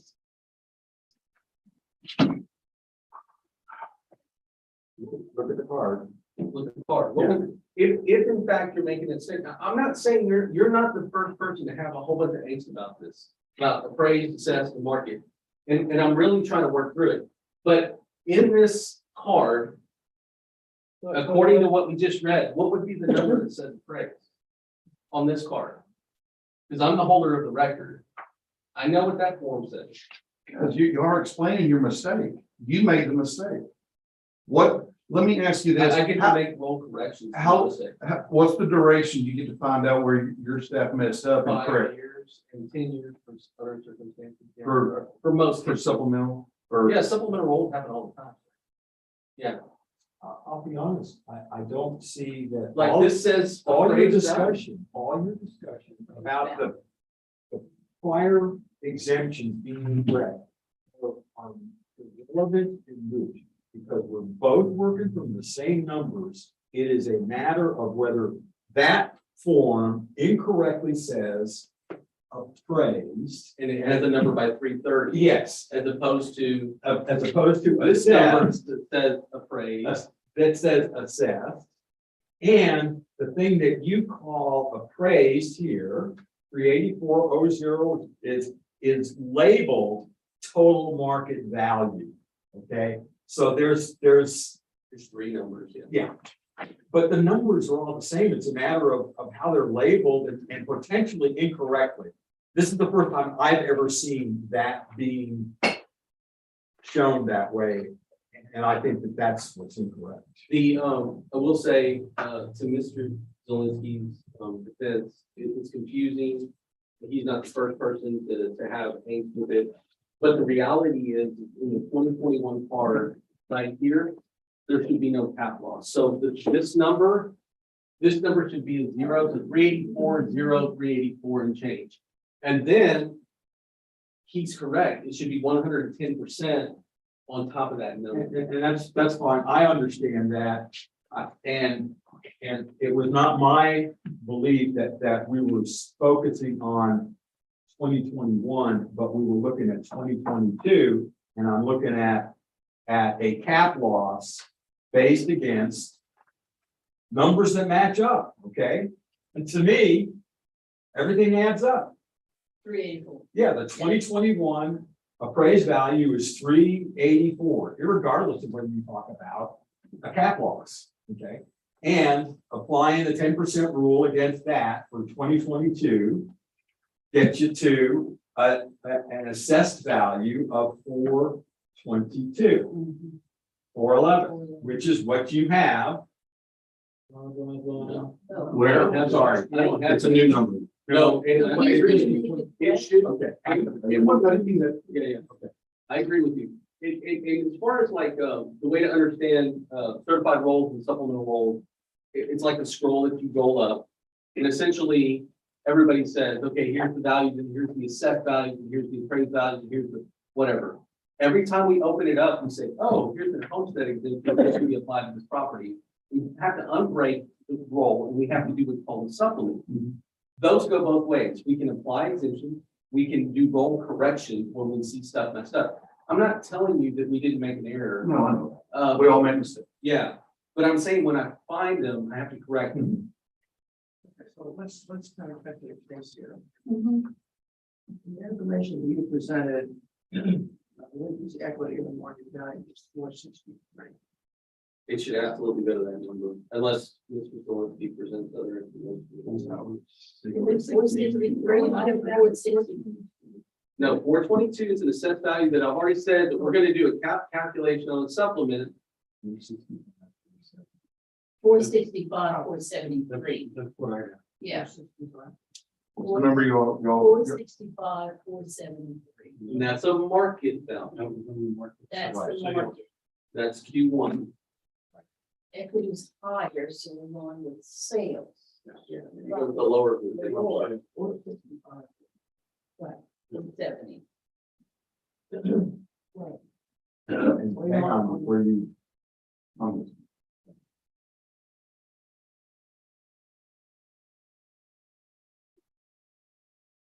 Three, 84,010 is what you're going to use to get the assessed value, adding 10%.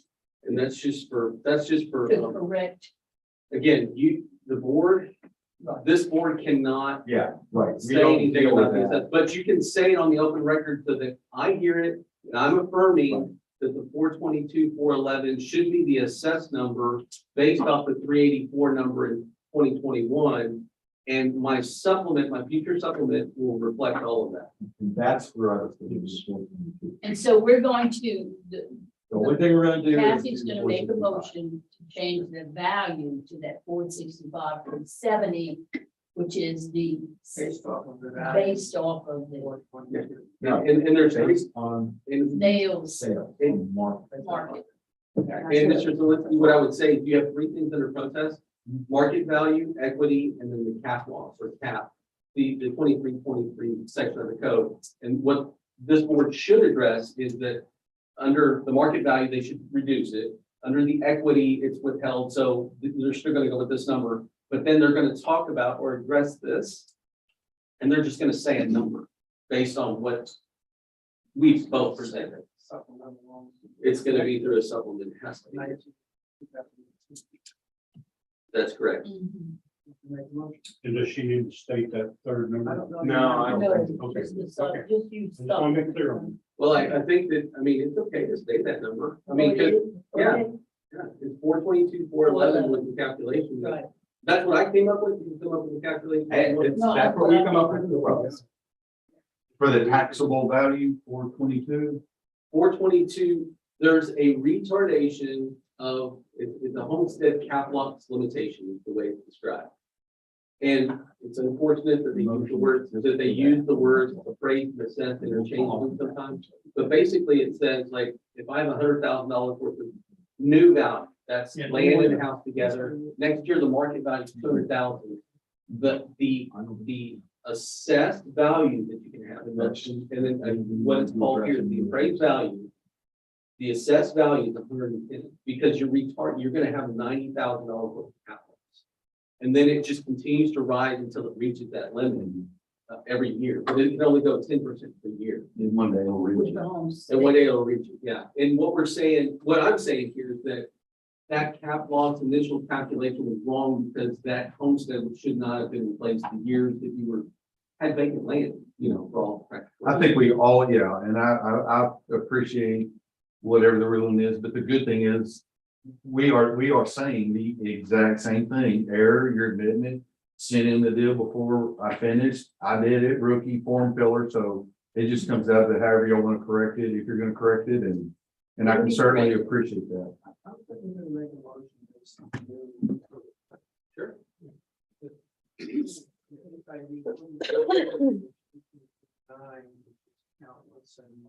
Six.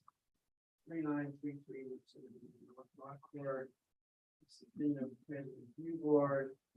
Based action information from the district regarding equity and market values that the current note value of $468,100 will be reduced to $465,470.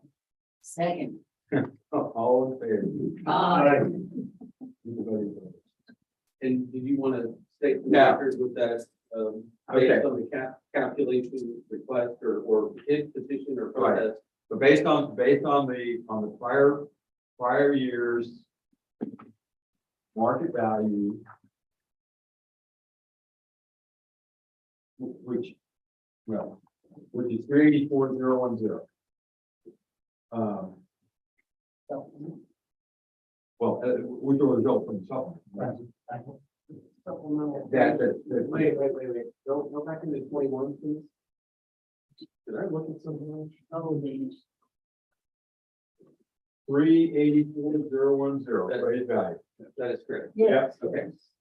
And so the appraised value in 21 is 384,010 will have will be the base upon which the homestead 10% cap is applied, which means that your market value, market appraised value of 465,470 is actually going to reflect an assessed value of 422,411 or something. For the 22-year, when the homestead cap is properly applied. Right. Yeah, and that takes care of the stuff. Well, I have to do that too. So I have to get that. So out of all those terms, what do I pay taxes on? Because You're gonna pay The forms taxes are on they really don't need to 422,410. I'm gonna call it taxable because the forms and terms are. Yeah. Well, it's all taxable or assessed. We use the word assessed. That is what your taxes are assessed against. Gotcha. I think I said it correctly. I appreciate your time and holler to me, be a little bit passionate. No, Y'all have a good job. We're not experts. We're just like very using it here that. We're learning. Yeah. Thank you, sir. Sorry for all the questions. Is that directed to me? No, I mean.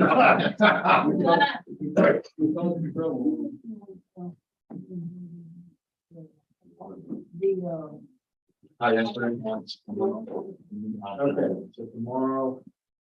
Right, thank y'all. Thank you. Have a good day. 8:30 tomorrow. If you want to come a few minutes early. Or earlier, Ron here. Earlier. So. I'm sorry,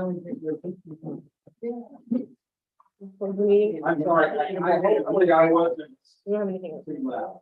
No, that's very loud. I'd like to make a motion that we adjourn the meeting.